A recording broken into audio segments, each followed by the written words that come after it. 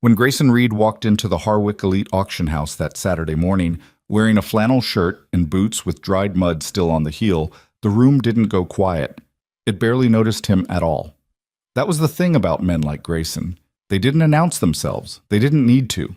But when Lot 47 rolled under the lights, a ruined, rust-eaten wreck that looked like it had been dragged out of a riverbed, and Grayson raised his paddle for $500, the laughter started. And when Vanessa Sterling, CEO of Harwick Luxury Holdings, leaned into her microphone and said, "Well, someone has to take out the trash," the whole room went with her. What nobody understood yet, not Vanessa, not the bidders in their tailored suits, not the broker who'd submitted the paperwork, was that Grayson had just bought the most valuable thing in the building. Like this video, drop a comment with the city you're watching from. I want to see how far this story travels. Now let's get into it. The Harwick Elite Auction House sat on the corner of Meridian and 5th in downtown Ashford, Connecticut, inside a building that used to be a rail freight terminal before someone with money and taste decided old brick and exposed steel beams made rich people feel more comfortable spending money. The ceilings were high, the lighting was warm, and the catalog was printed on paper that felt like it cost more per sheet than most people spent on lunch. Everything about the place was designed to signal that you belonged, or that you didn't. Grayson Reed arrived at 8:47 in the morning, 13 minutes before the preview doors opened. He drove a 1994 Ford F-150 that had close to 200,000 miles on it and a passenger side door that only opened from the inside. He parked it in the loading zone around back because the front lot was valet only, and he had no intention of handing his keys to a college kid in a red vest.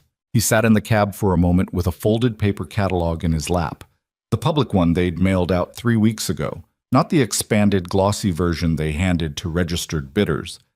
And he drank the last of his gas station coffee while he looked at the building. He wasn't nervous. He'd been to auctions like this before, though not recently, and not dressed any better than he was now. The flannel was clean. The boots were his good ones, even if they didn't look it. He'd learned a long time ago that clothes were what you wore when you wanted people to see you. Grayson generally preferred the opposite. He flipped to page 31 of the catalog, Lot 47.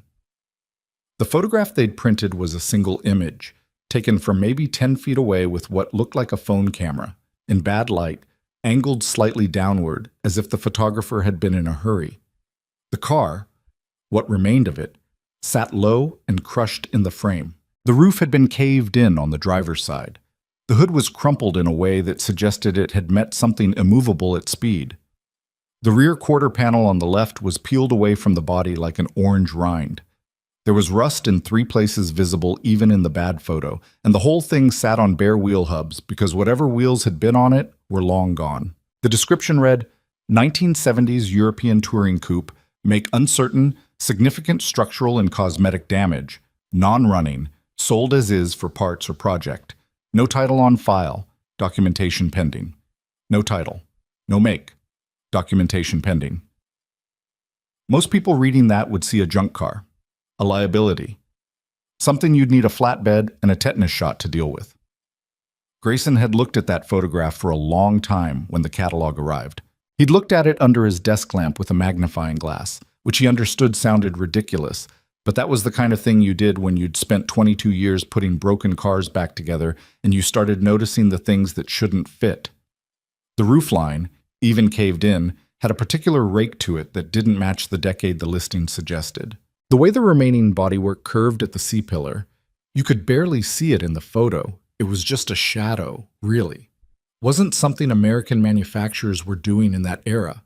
The wheel arches, what he could see of them under the damage, had a flare that was subtle in a way mass-market cars weren't. It might have been nothing. He knew that. It probably was nothing. But he'd driven 4 hours round trip to find out. The preview room was set up along the south wall of the main auction floor, cars positioned under individual spotlights like museum pieces, which most of them were. A 1962 Ferrari 250 GTE, a Porsche 356 Speedster in aquamarine blue that had been restored so perfectly it looked like a photograph of itself. An early AC Cobra with matching numbers that had been valued pre-auction at a number Grayson tried not to think about. Beautiful machines, all of them, attended by men in dark suits who hovered near each car with the practiced stillness of gallery guards. Lot 47 was at the end of the row, past the last spotlight, in a corner near a fire exit where the nice lighting didn't quite reach. Someone had positioned it so the worst damage, the caved roof, the destroyed front end, faced the wall. Grayson stood a few feet from it for a moment, just looking. In person, it was worse than the photo. That was usually how it went. The car was covered in the kind of grime that took years to accumulate, the kind that filled every seam and settled into every scratch until the original surfaces disappeared under it. Whatever color it had been was gone. What remained was a flat, oxidized gray with brown rust bleeding through in the worst spots. The windshield was gone. The interior, what little he could see of it, was gutted. Seats removed, wiring torn out, the dash cracked and weather-beaten from exposure.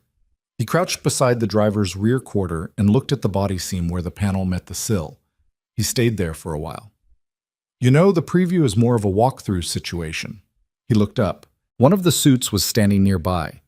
Young guy, mid-20s, with the kind of easy confidence that came from growing up without having to try very hard at anything. I'm previewing, Grayson said. Sure, but...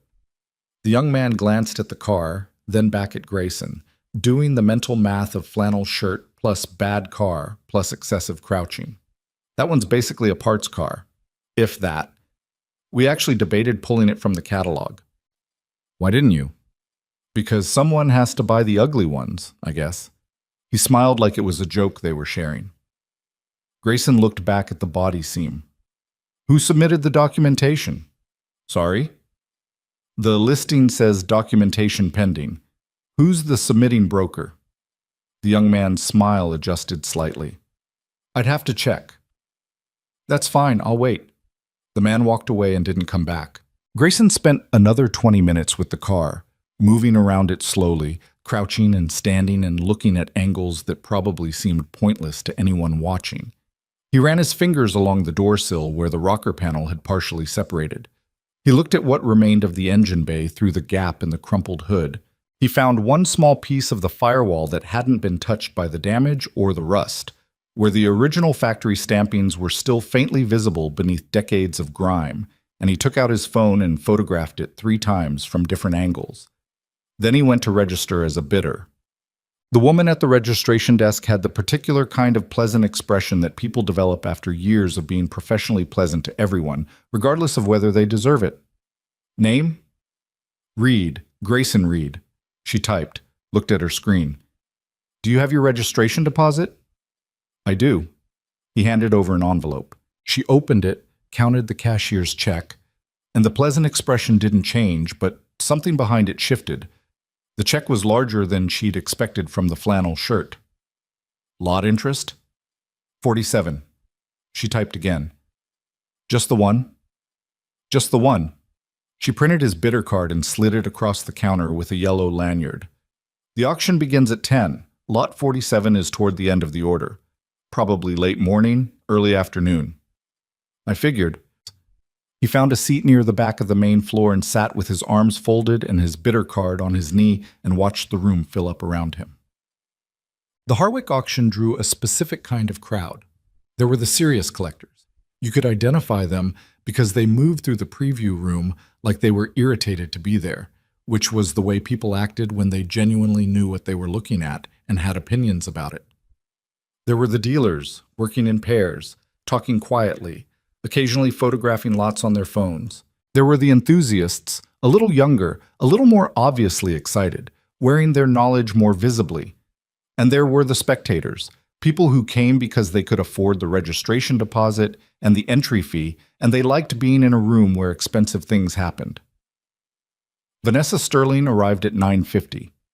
Grayson noticed her because the room noticed her, the way a room notices someone who expects to be noticed, and has engineered their entrance accordingly. She came through the main doors with 2 people close behind her, an assistant with a tablet, and a man in a suit who looked like he handled things that needed handling. She was dressed sharply in navy blue, her dark hair pulled back, her heels clicking against the restored hardwood in a way that carried across the room. She was probably 40, maybe slightly past it, with the kind of maintained appearance that reflected either significant effort or significant money, or, more likely, both. She ran the Harwick Group, which owned the auction house and two other similar venues on the East Coast.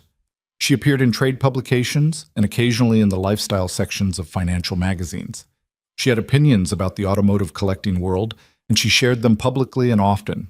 She had built Harwick from a mid-tier regional auction into something that serious collectors took seriously, and she was apparently both proud of this and occasionally ruthless in protecting it. Grayson knew who she was, the way he knew who most prominent people in the industry were, by reputation, not by personal acquaintance.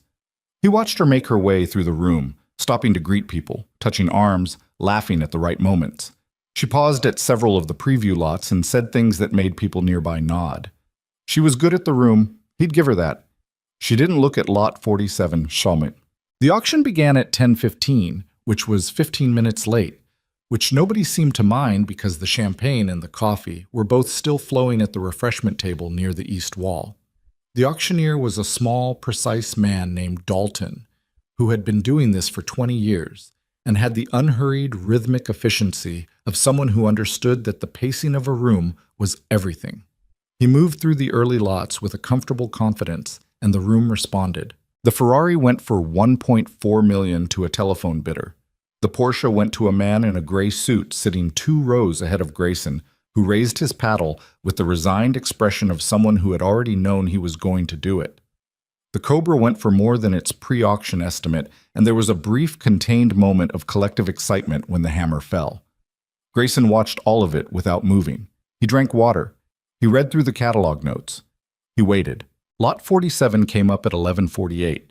2 men with Harwick jackets pushed the wreck into position on the floor with more effort than it deserved, and a few people in the crowd turned to look at it with the particular expression people make when something genuinely ugly appears in a place full of beautiful things. There were a couple of murmured comments.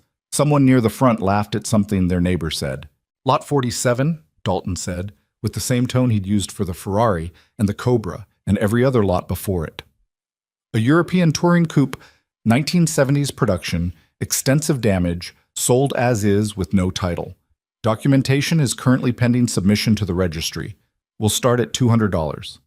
Silence. Which was expected. Nobody wanted this car.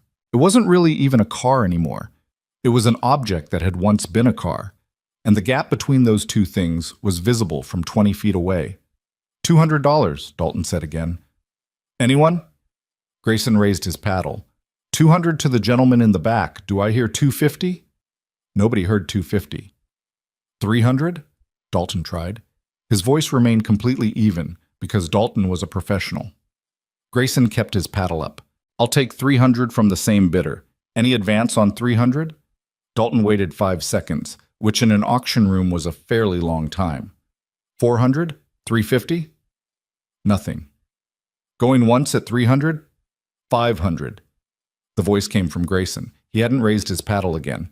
He'd just spoken, which wasn't technically how bidding worked, but which Dalton accommodated without blinking, because the bid was going up rather than down, and that was the important thing. $500, Dalton confirmed. Going once, going twice. The hammer fell. There was a beat of silence, and then, from somewhere near the front, from the raised platform where Vanessa Sterling had been seated since the auction began, with her assistant in her suit beside her, there was a sound. A short, sharp sound. A laugh. Not a cruel laugh, exactly. The kind of laugh that escapes before you've decided whether to let it out. But it was audible, and once it was out, a few other people took the permission it offered, and the room had a moment of general amusement at the man in the flannel shirt who'd spent $500 on something that wasn't worth $200. Vanessa leaned slightly toward her microphone. She had one because she sometimes made remarks between lots, which was a signature of Harwick events, and said, with a dry amusement that was clearly meant to land well, someone has to take out the trash. The room appreciated it. Not uproariously. These were not uproarious people, but enough. A ripple of laughter. A few smiles. The man next to Grayson, who had come to the auction in the kind of watch that cost more than Grayson's truck, glanced over at him with an expression that was somewhere between pity and amusement. Grayson put his bidder card in his shirt pocket.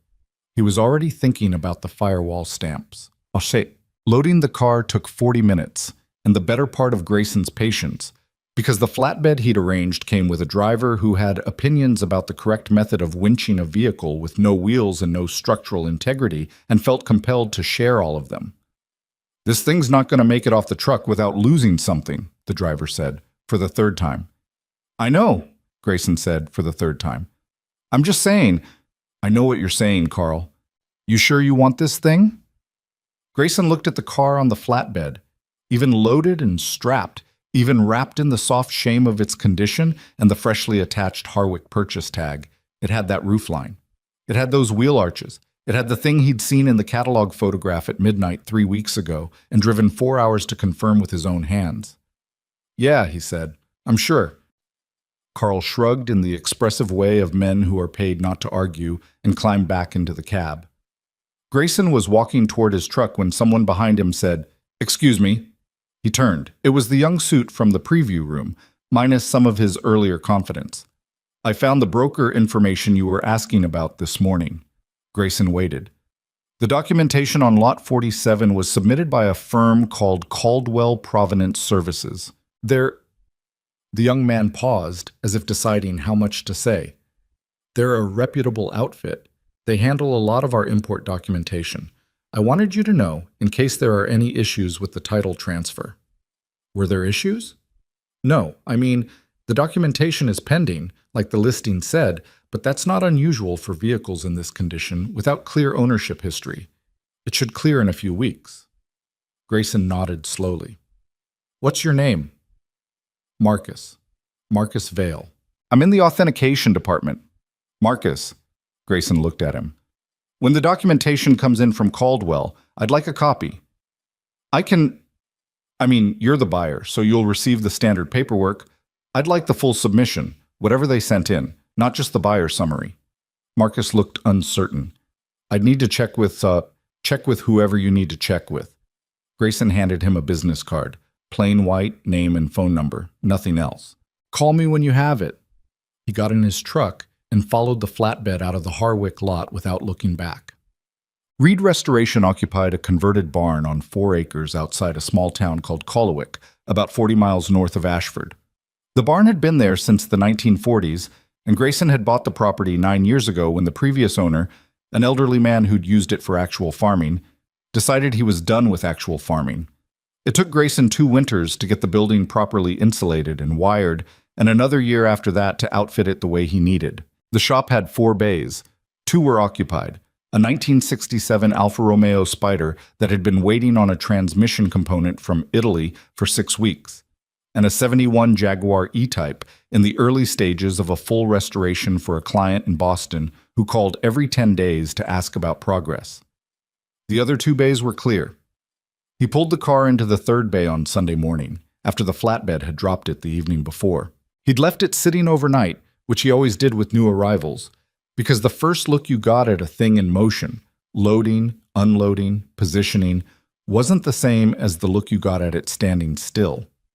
He stood in the bay doorway with a mug of coffee for a while, just looking. In the bay lighting, which was excellent, he'd spent more on the lighting than on the insulation, the car looked worse than it had at Harwick and worse than it had in the photograph. The damage had its own logic when you could see it clearly. The front end had gone into something solid, and the energy had distributed itself up through the hood and into the A-pillars and then the roof. The car had been hit hard, and it had been hit fast. The left rear quarter damage was different, older, the rust deeper, suggesting that it had happened separately and probably years before whatever ended the car's driving life. The more he looked, the more certain he became. He set his coffee on the work table and started with photographs. He photographed every panel, every seam, every inch of visible structural damage, every surviving detail. He photographed the firewall stamps he'd seen at the auction with better equipment this time, and he spent 20 minutes on those alone, adjusting the angle of a handheld light until the faint stampings resolved into something readable. What he saw made him stop. He sat on a rolling stool and looked at the photographs on his phone for a long time without moving. Then he called the only person he knew who might be able to tell him whether he was right or wrong without immediately telling someone else about it. "Ray," he said when the call connected. "Grayson Reed." Raymond Chu's voice had the permanently amused quality of a man who found most of life entertaining. He was 63, a former museum conservator who now ran a small automotive authentication practice out of a cluttered office in Philadelphia. He'd known Grayson for 15 years and trusted his instincts the way you trusted someone who had never yet been wrong about anything that mattered. "You just bought something interesting, didn't you?" It wasn't a question. "Maybe," Grayson said. "Send me your encrypted email. It's the same as it's always been." "Send it anyway." He heard Ray laughing as he hung up. Oh, he sent the photographs that night. 14 images, selected carefully, including the firewall stamps and 3 detail shots of the surviving bodywork at the C-pillar and the rear wheel arch. Ray called back at 6 the next morning. "Tell me what you think you have," Ray said. "I think the body construction doesn't match the listed decade. I think the roofline is wrong for a mass production vehicle of the era. I think the wheel arch geometry—" "Tell me what you think you have, Grayson." Grayson leaned against the workbench. "The stamp sequence on the firewall. I can only read part of it, but the format is consistent with a limited series production code, not a standard production run." Silence on Ray's end. "The car is listed as 1970s European touring coupe, make uncertain," Grayson continued. "Which is what you'd say about a car if you either didn't know what it was or didn't want anyone to find out." And which do you think it is?" "I think someone knew exactly what it was." Another silence. Then Ray said, "The C-pillar photograph, the third one you sent." "Yeah. That radius. That's not something you see on production vehicles." "No." "And the sill profile in image 7. "I know." "Grayson." Ray's voice had shifted. The permanent amusement was still there, but something had settled beneath it, something heavier. "If you're right about this, I know. Do you understand what I'm saying? If the stamp sequence reads the way I think it might read, and if the body characteristics hold up under physical examination, Ray, I know," Grayson said. "That's why I called you and not someone else." A long pause. "I can be there Thursday." "I know you can. Come Wednesday." He spent Monday and Tuesday doing what he could do alone, which was less than he wanted to do and more than most people would have known to do. He carefully removed the worst of the surface grime from the firewall, using a process that took 4 hours and involved more patience than most restoration work he'd done. He didn't clean. Cleaning destroyed information, he revealed. He worked in millimeters using soft brushes and controlled solvents, photographing at every stage, treating the car less like a restoration project and more like an archaeological site. By Tuesday afternoon, he could read 60% of the firewall stamp sequence. He sat with his notebook and a magnifying glass and a printed reference page he'd ordered from a specialist archive 3 years ago for a different job that had turned out to be a different job entirely. He compared characters. He checked the spacing.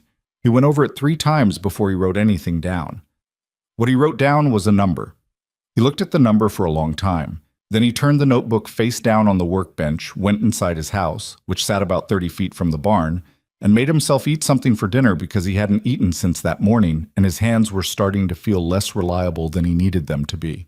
He ate standing at the kitchen counter, leftover pasta, cold, which he'd made 4 days ago and hadn't gotten around to properly reheating.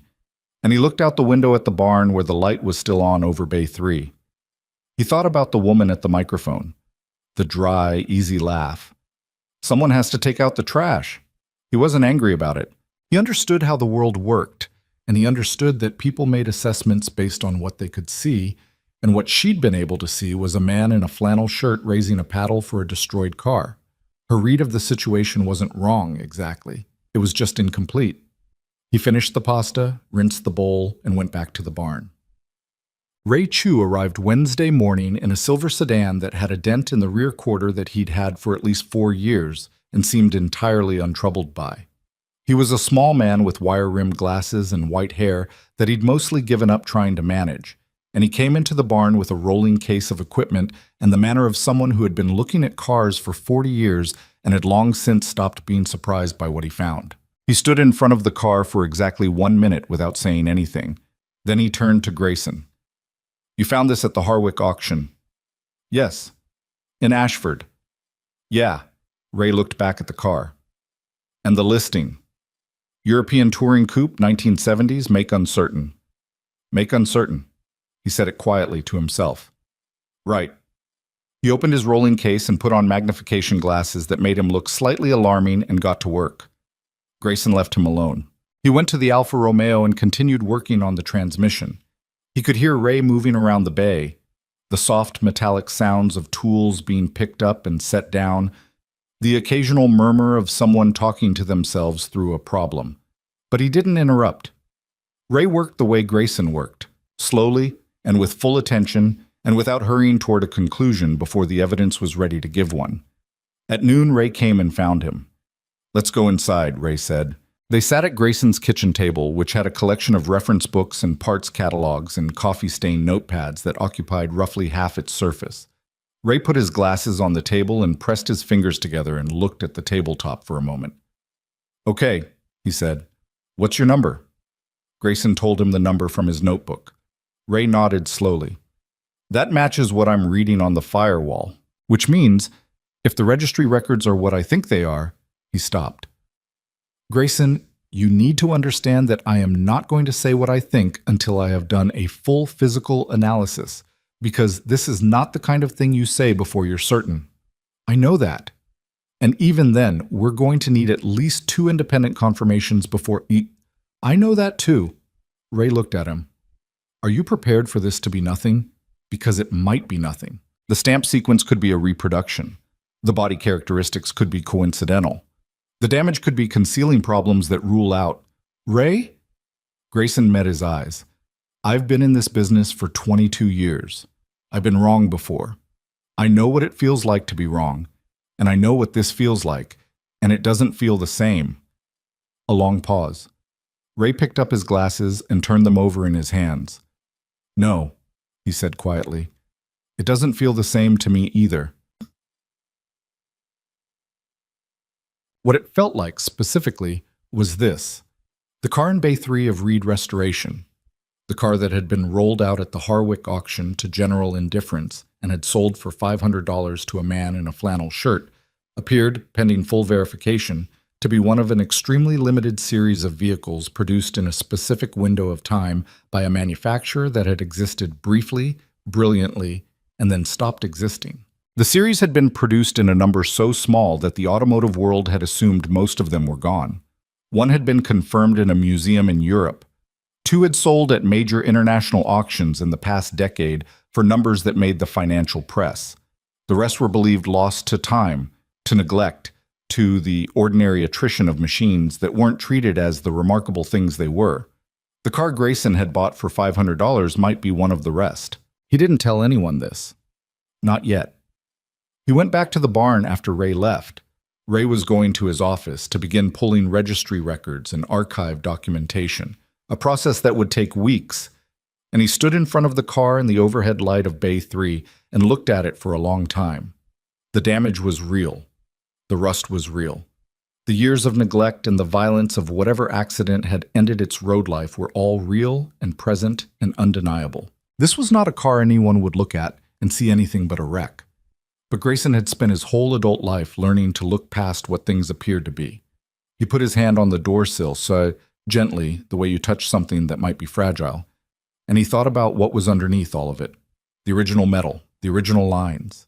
Whatever color it had been built in, the paint that still existed in microscopic layers beneath the rust and the grime and the decades. He had a lot of work to do. He went to get his tools. 3 days after the auction, Grayson received an email from a Harwick Group address he didn't recognize. The subject line read, "Follow-up from preview, M. Vale." The email was short.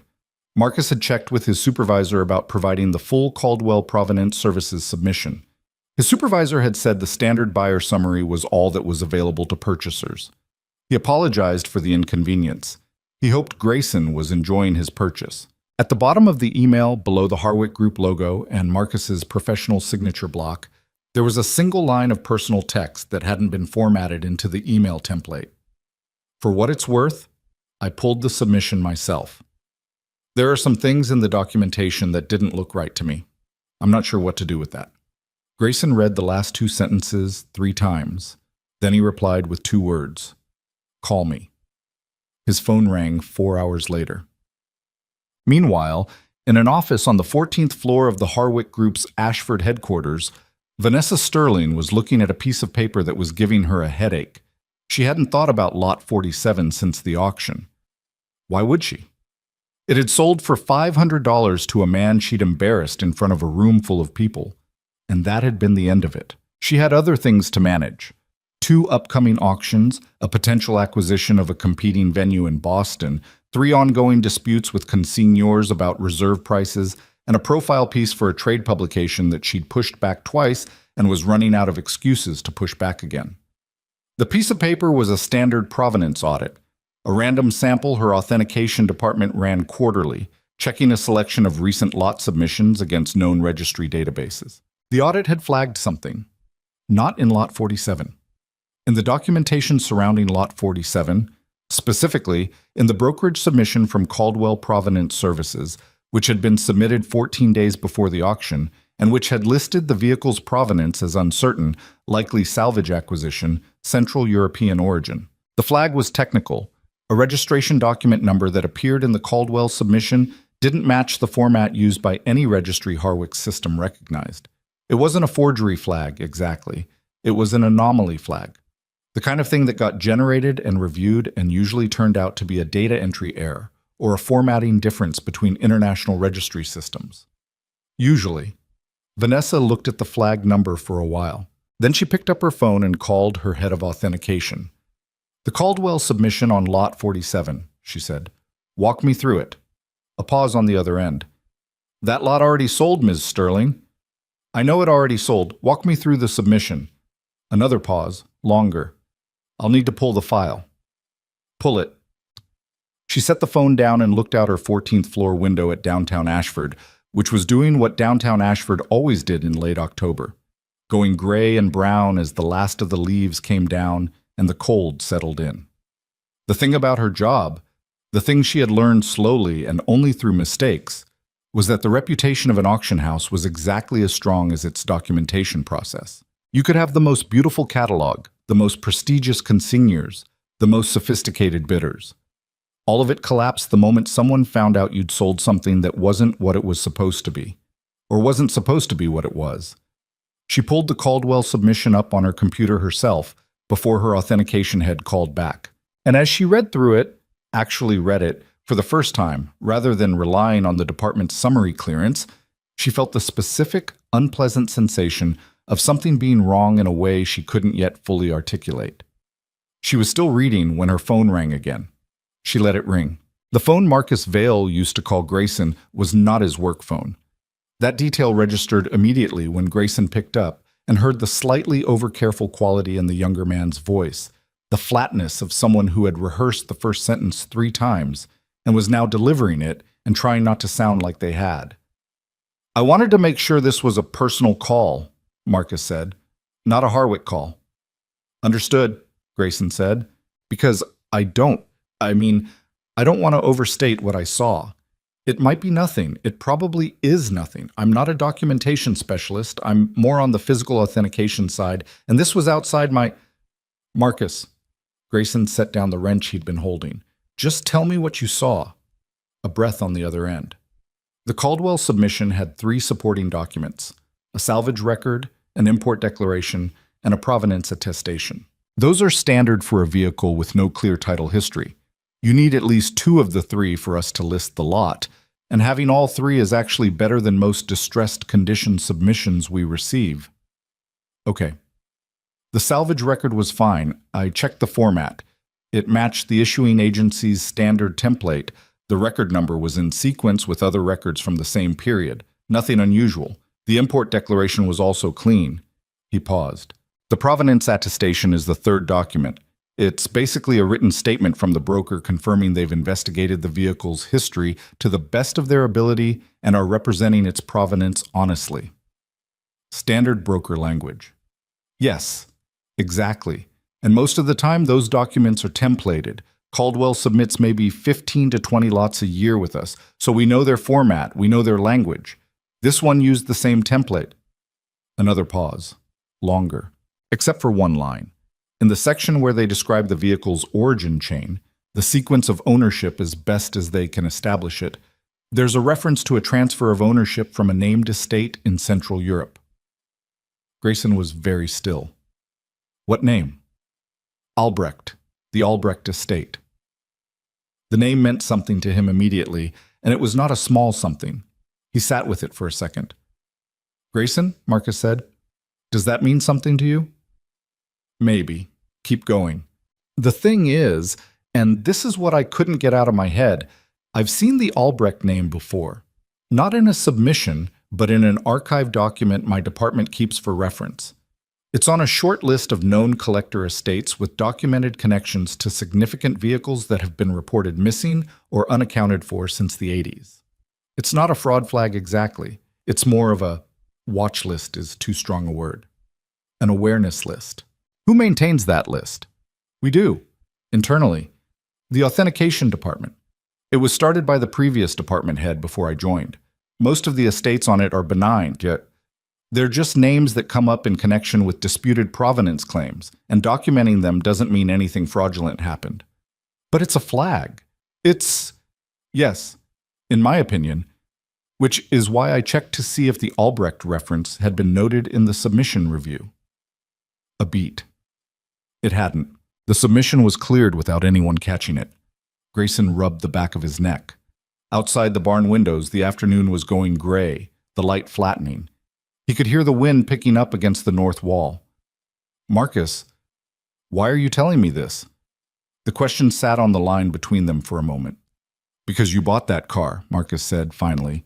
And you asked questions before the auction that nobody else was asking. And I work in authentication, which means I'm supposed to care when something doesn't look right.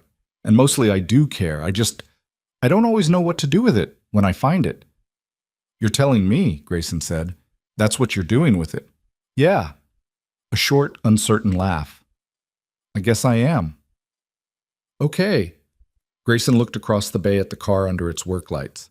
Don't do anything else with it yet. Don't file anything. Don't flag it internally. Don't talk to your supervisor about it. It might be nothing. You said yourself it might be nothing. Before you put something formal into motion at a company that employs you, let me figure out what I actually have here. A pause. How long? Few weeks. Maybe less. Okay, Marcus said. He didn't sound entirely comfortable with it, but he said it anyway. Okay.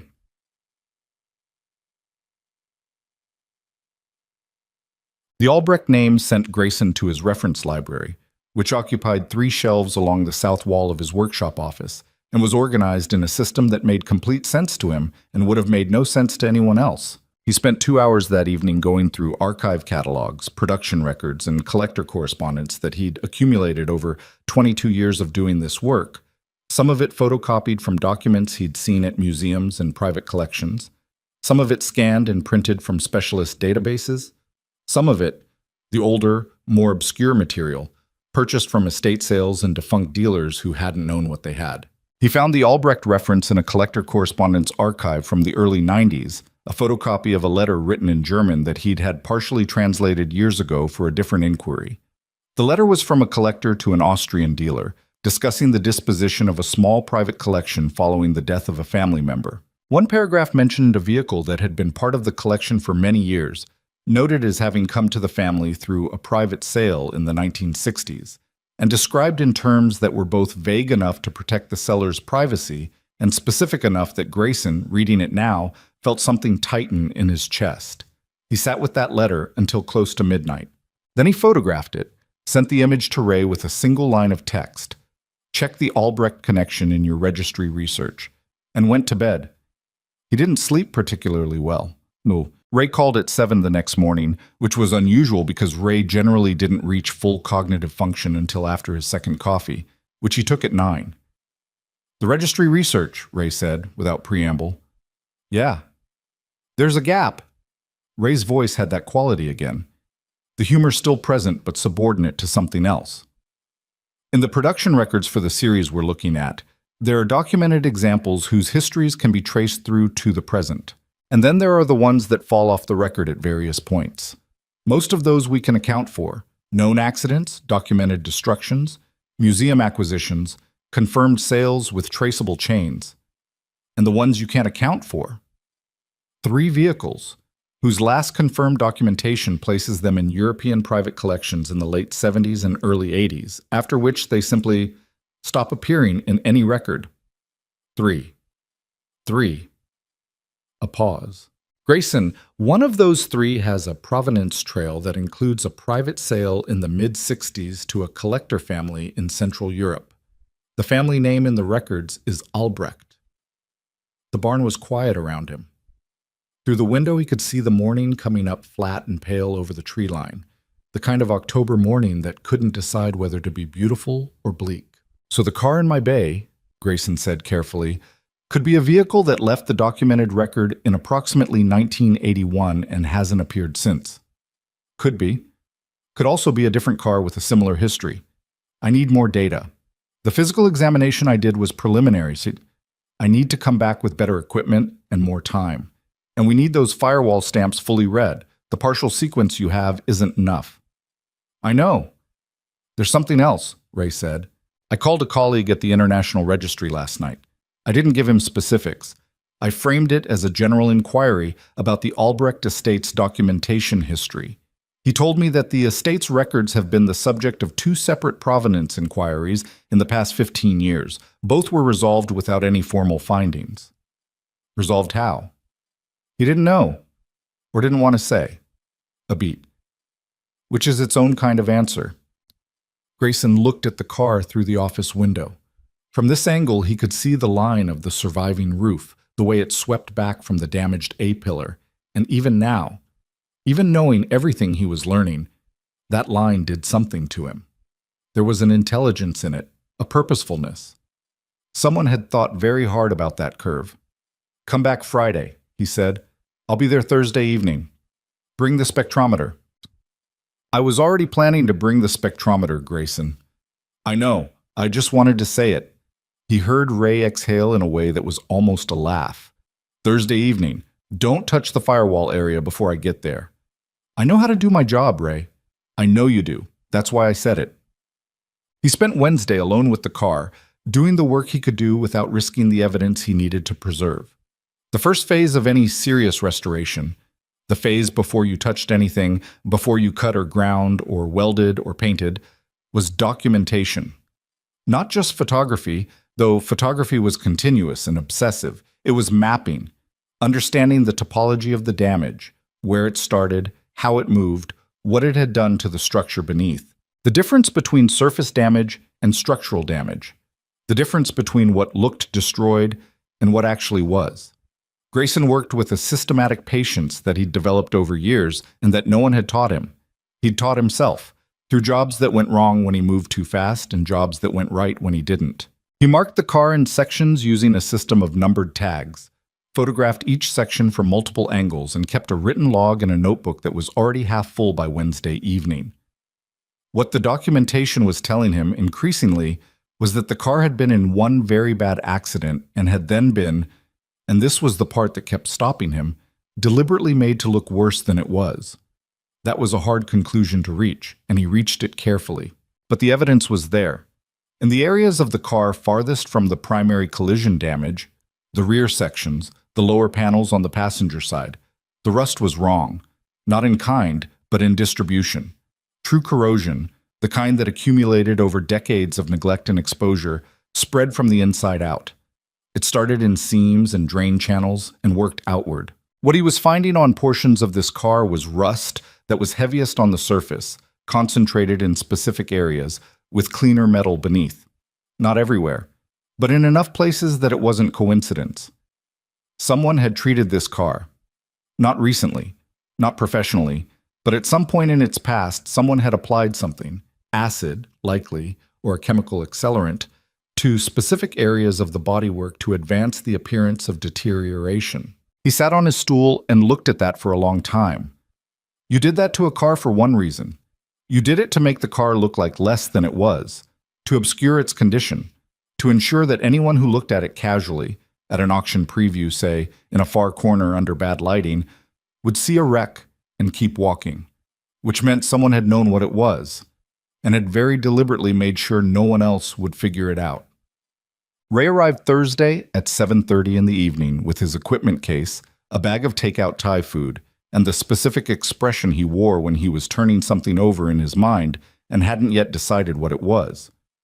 They ate at the work table, pad see eat you out of containers, with chopsticks that Ray had brought because Grayson never had them.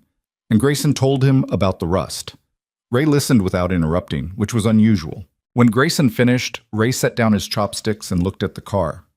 "Show me," he said. Grayson walked him through the areas he'd tagged. Ray crouched and looked and touched and said nothing for a long time. Then he stood up and put his hands in his pockets. "You're right," Ray said. "That's not natural corrosion." "No." "Which means someone did this intentionally. Someone who knew what they had and didn't want anyone else to know." Ray turned this over visibly. "Or someone who was paid to make it look like something it wasn't." "Same thing, more or less." "No, actually it's not." Ray looked at him. "If it's the owner, it's concealment. If it's a hired hand, it's fraud. The distinction matters for what happens next." Grayson hadn't fully thought through that distinction yet, and the fact that Ray had gone straight to it reminded him why he'd called Ray in the first place. "What do you think?" Grayson asked. "I think a private owner who'd held this car for 40 years and wanted to keep holding it would have stored it better. The condition, the genuine damage, the legitimate neglect, that's not a car that was being protected. That's a car that was being stored carelessly and then prepared for sale in a way that was designed to disguise its identity." Ray paused. "Someone who knew what this was brought it to a sale.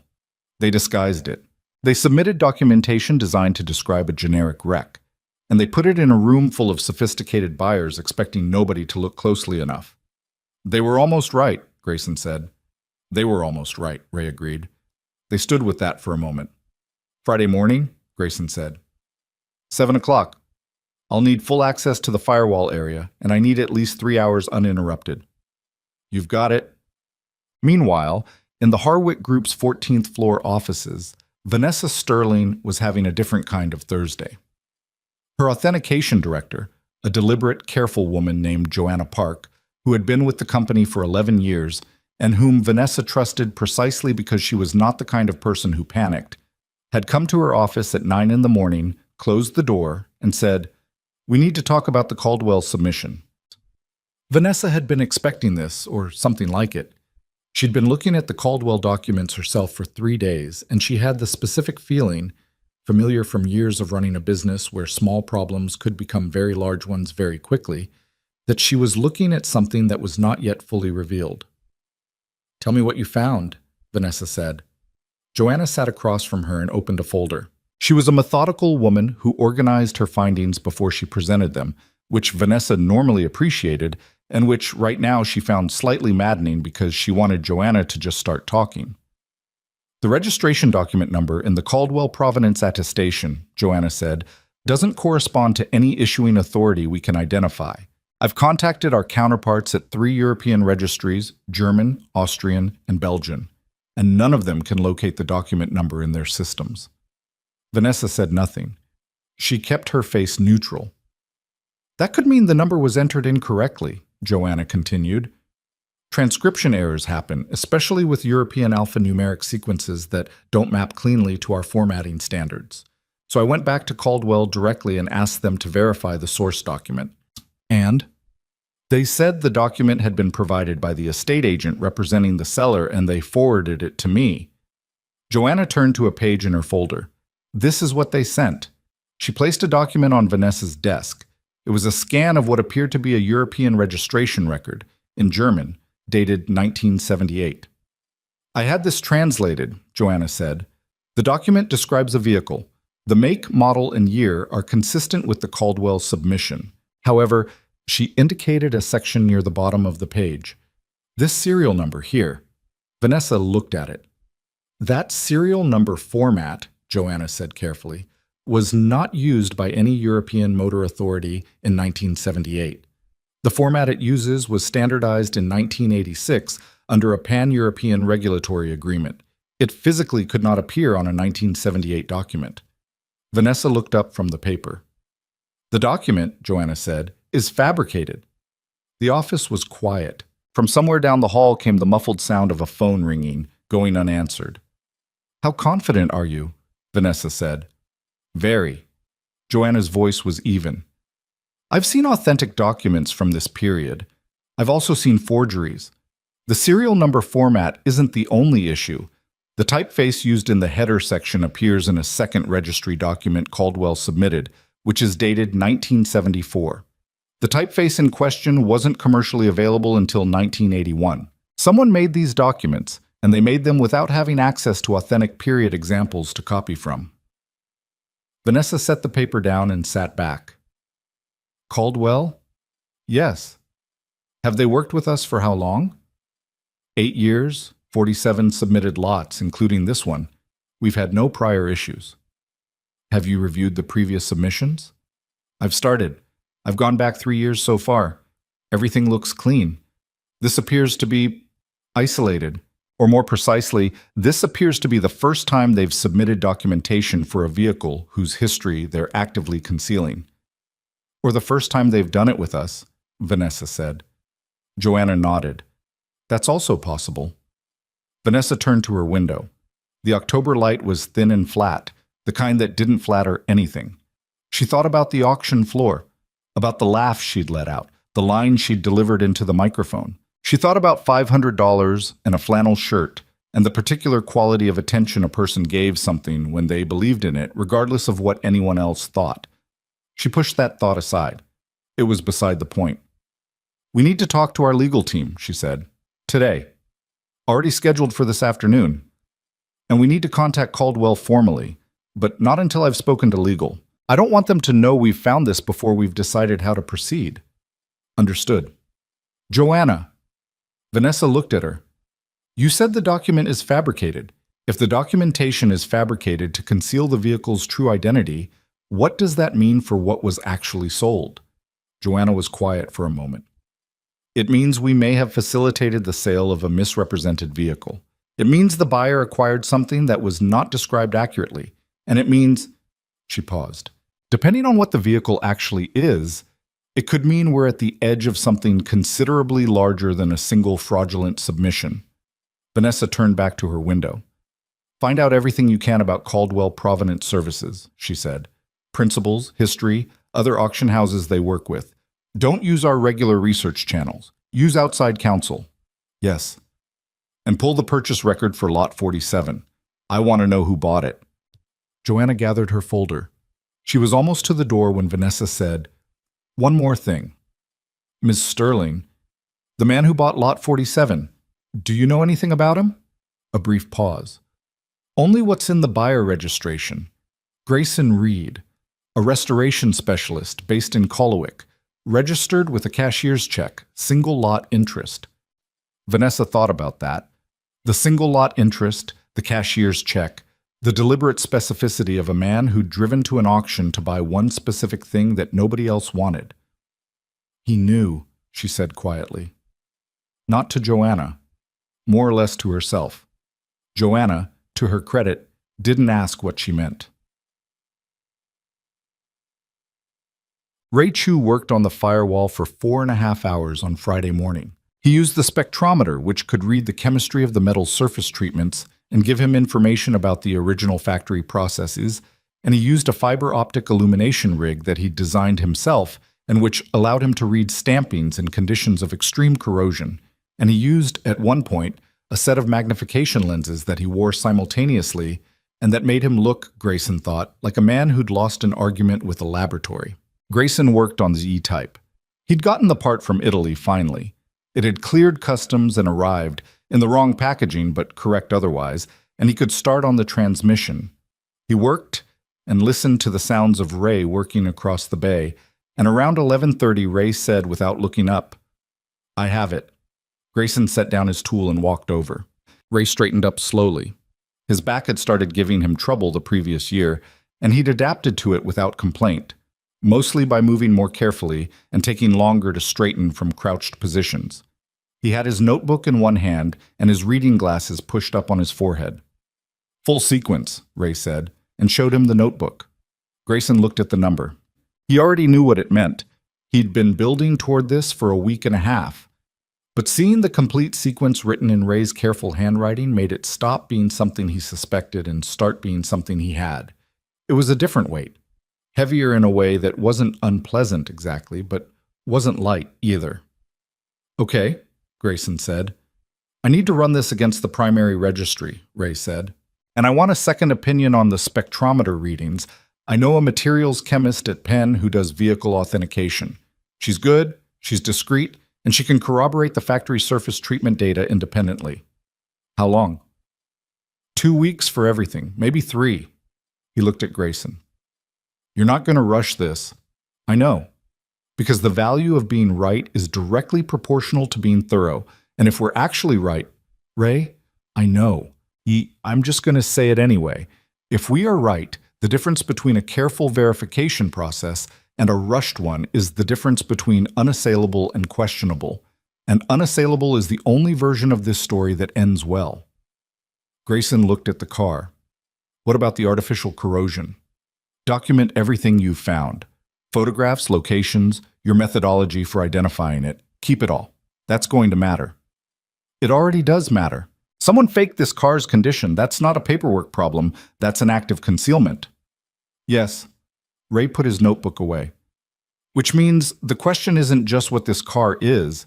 The question is who knew what it was and what they did about it and why they thought selling it as a $500 parts car was a better option than selling it for what it's worth. That question had been living in the back of Grayson's mind since the night he'd found the artificial corrosion. It was a question with a specific kind of ugliness to it, because the answer almost certainly involved someone deciding that an anonymous sale was safer than an honest one. You didn't conceal a car like this to get $500 for it. You did it to move it without scrutiny, to transfer ownership to an unsuspecting buyer who would either destroy it in restoration, possible if they didn't know what they had, or sit on it in a barn somewhere, having never figured out what they'd bought. Neither of those outcomes happened by accident. The Albrecht connection, Grayson said. That's where this starts. The estate documentation is going to take longer. European records from that period are inconsistent. Some are well archived, some barely exist. I have a contact at an International Provenance Foundation who might be able to access private estate records, but that requires a formal inquiry. Start it. I was planning to, Ray said mildly. This isn't my first time. Sorry. No, you're not. Ray snapped his equipment case shut. I'll call you when I have the registry confirmation. Keep the bay locked. It's always locked. Lock it better. The following week was ordinary in the way that weeks could be ordinary on the surface while something ran underneath them. Grayson worked on the E-Type and the Alpha. He returned phone calls. He ordered parts. He drove to a salvage yard 2 towns over to look at a possible parts source for a future project and came back with nothing useful and $40 less. He did not touch the car in Bay 3. He walked past it several times a day and looked at it and kept moving. On Wednesday, 10 days after the auction, Marcus Vale called again. Something happened, Marcus said. Tell me. Vanessa Sterling pulled my department into a meeting yesterday afternoon.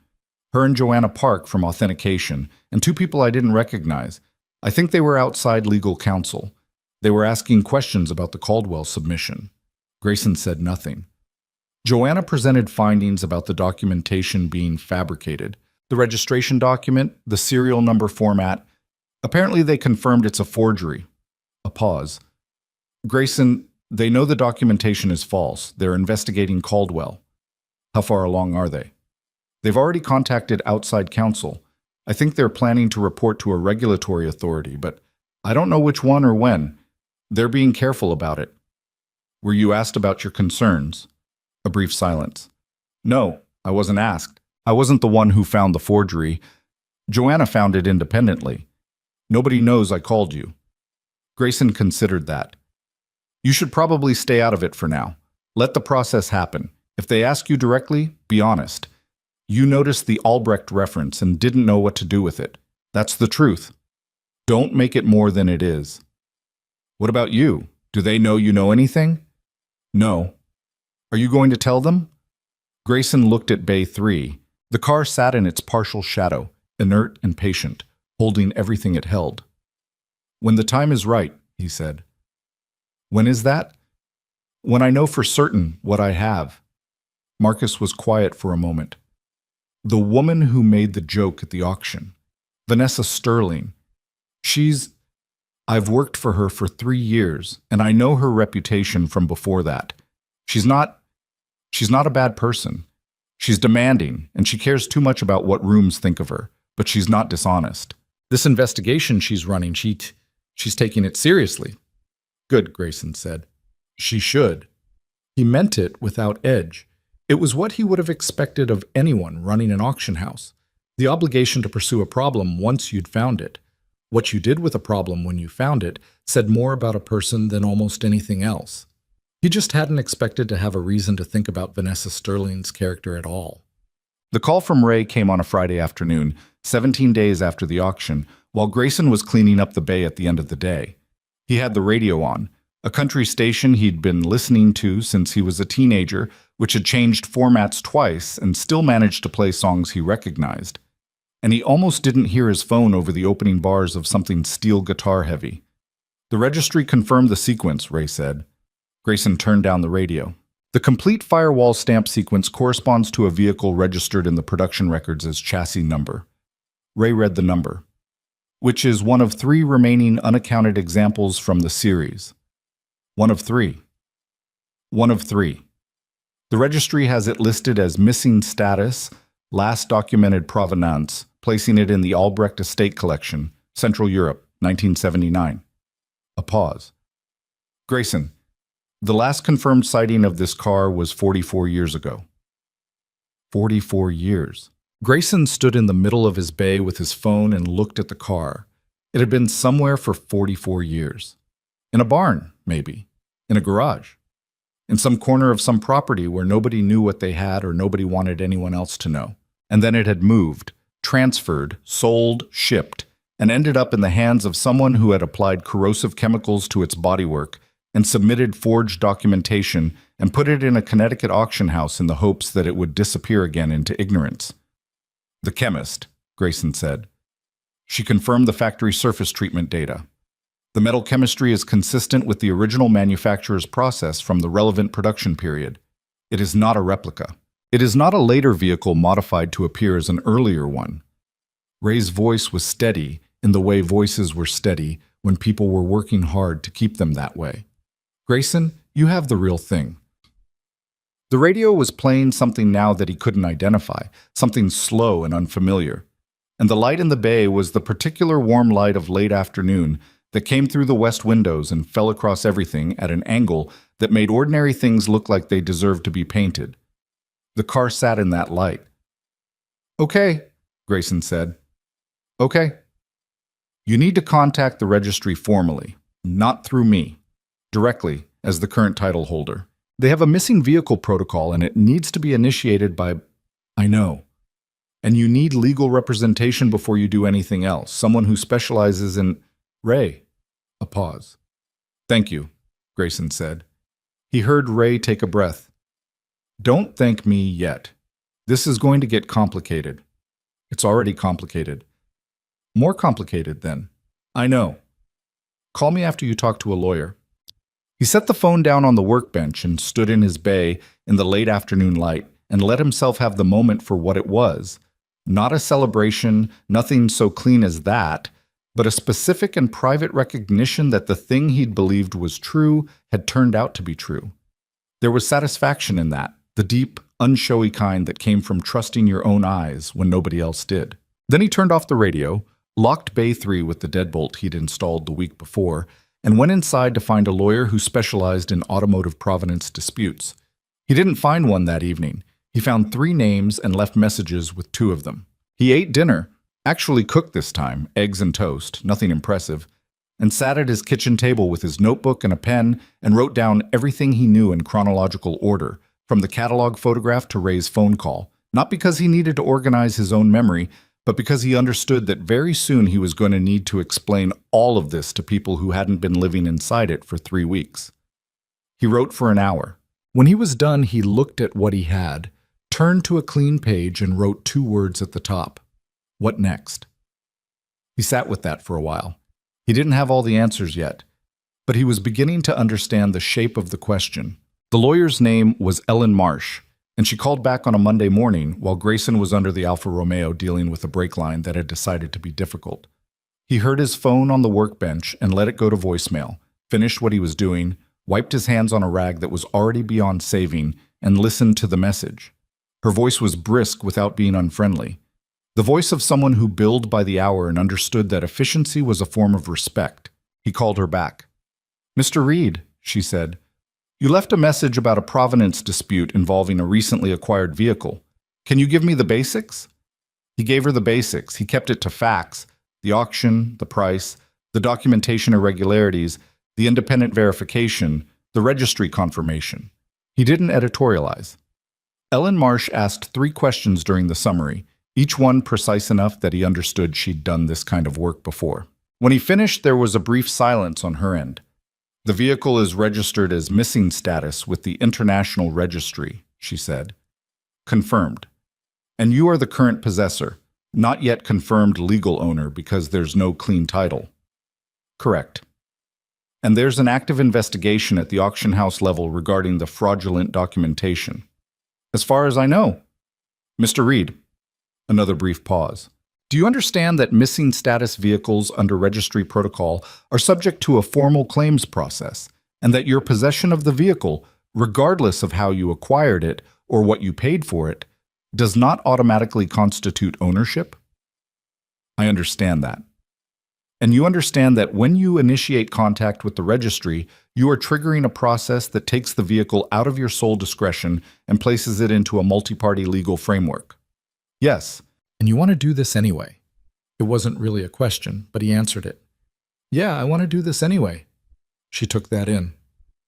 "All right, I'll need to see everything, so the auction records, your verification documentation, the communications with your authentication specialist, the photographs, everything you have. I can have it to you by Wednesday. Tuesday would be better." "Tuesday," he said. He spent most of Monday compiling documentation, printing photographs, organizing Ray's written assessment, putting together a chronological file that started with the catalog and ended with the registry confirmation. He worked at the kitchen table for 8 hours with the kind of focused attention that didn't feel like work exactly, but consumed him the same way work did.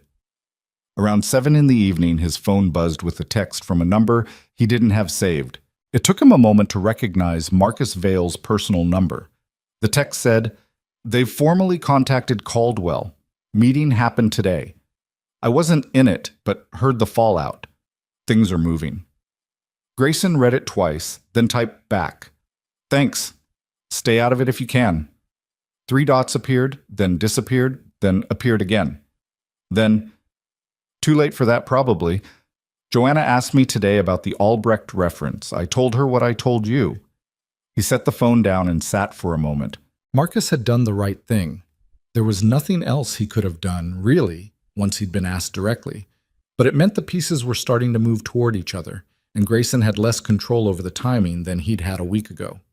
He picked the phone back up and typed, "You did the right thing. Don't worry about it." He didn't know if that was true about the worry part, but it was true about the rest. Ellen Marsh's office was on the 3rd floor of a building in Hartford that smelled like old carpet and photocopier toner, in the specific combination that offices develop when they've been occupied by the same people doing the same work for a long time. Her desk was covered in stacked files that were organized in a way Grayson didn't understand, but that she navigated without hesitation, pulling the relevant folder without looking. She was maybe 55, with reading glasses she wore on a beaded chain and a manner that was not warm exactly, but was honest, which Grayson found more useful. She went through his documentation for 40 minutes while he sat across the desk and drank coffee from a machine in the hallway that had produced something technically hot and technically brown. When she finished, she took off her reading glasses and set them on the desk. "Okay," she said. "Here's where you are. You are the lawful purchaser of Lot 47 from the Harwick auction. You paid fair value for a vehicle as represented, as is, no title, distressed condition. The fact that the vehicle turns out to be something other than it was represented to be is not your fault and creates potential claims in your favor, not against you. But the title. The title is the complication. Missing status vehicles under International Registry Protocol are subject to a multi-party claim process. There are several categories of potential claimant: the original registered owner or their estate or heirs. Any insurer who may have paid out on a loss claim related to the vehicle's disappearance, the registry itself in certain circumstances, and potentially a national authority if the vehicle's movement crosses certain legal thresholds. She paused. The good news is that as the current possessor who acquired in good faith and has voluntarily initiated the registry contact process, you have a strong position. The law generally protects good faith purchasers, and the fact that you're bringing this forward rather than waiting for it to find you matters. What about compensation for the restoration work? That's a separate matter, handled through the claims process. If another party ultimately establishes a superior ownership claim to the vehicle, you have a right to seek compensation for documented restoration expenses, cost of acquisition, and potentially appreciation value depending on jurisdiction. She picked up her glasses again. What have you spent so far? The purchase price and the verification work. I haven't started the restoration yet. She nodded. When the restoration happens, and I'm going to tell you that you should not begin major restoration work until the ownership question is further along. Every expense needs to be documented. Every part, every hour, every subcontractor. Is that going to be a problem? I already do that on every job. Good. She made a note. I want to contact the registry on your behalf next week. I'll also reach out to the auction house's legal counsel. They're going to need to know you're involved and that you have independent verification of the vehicle's identity.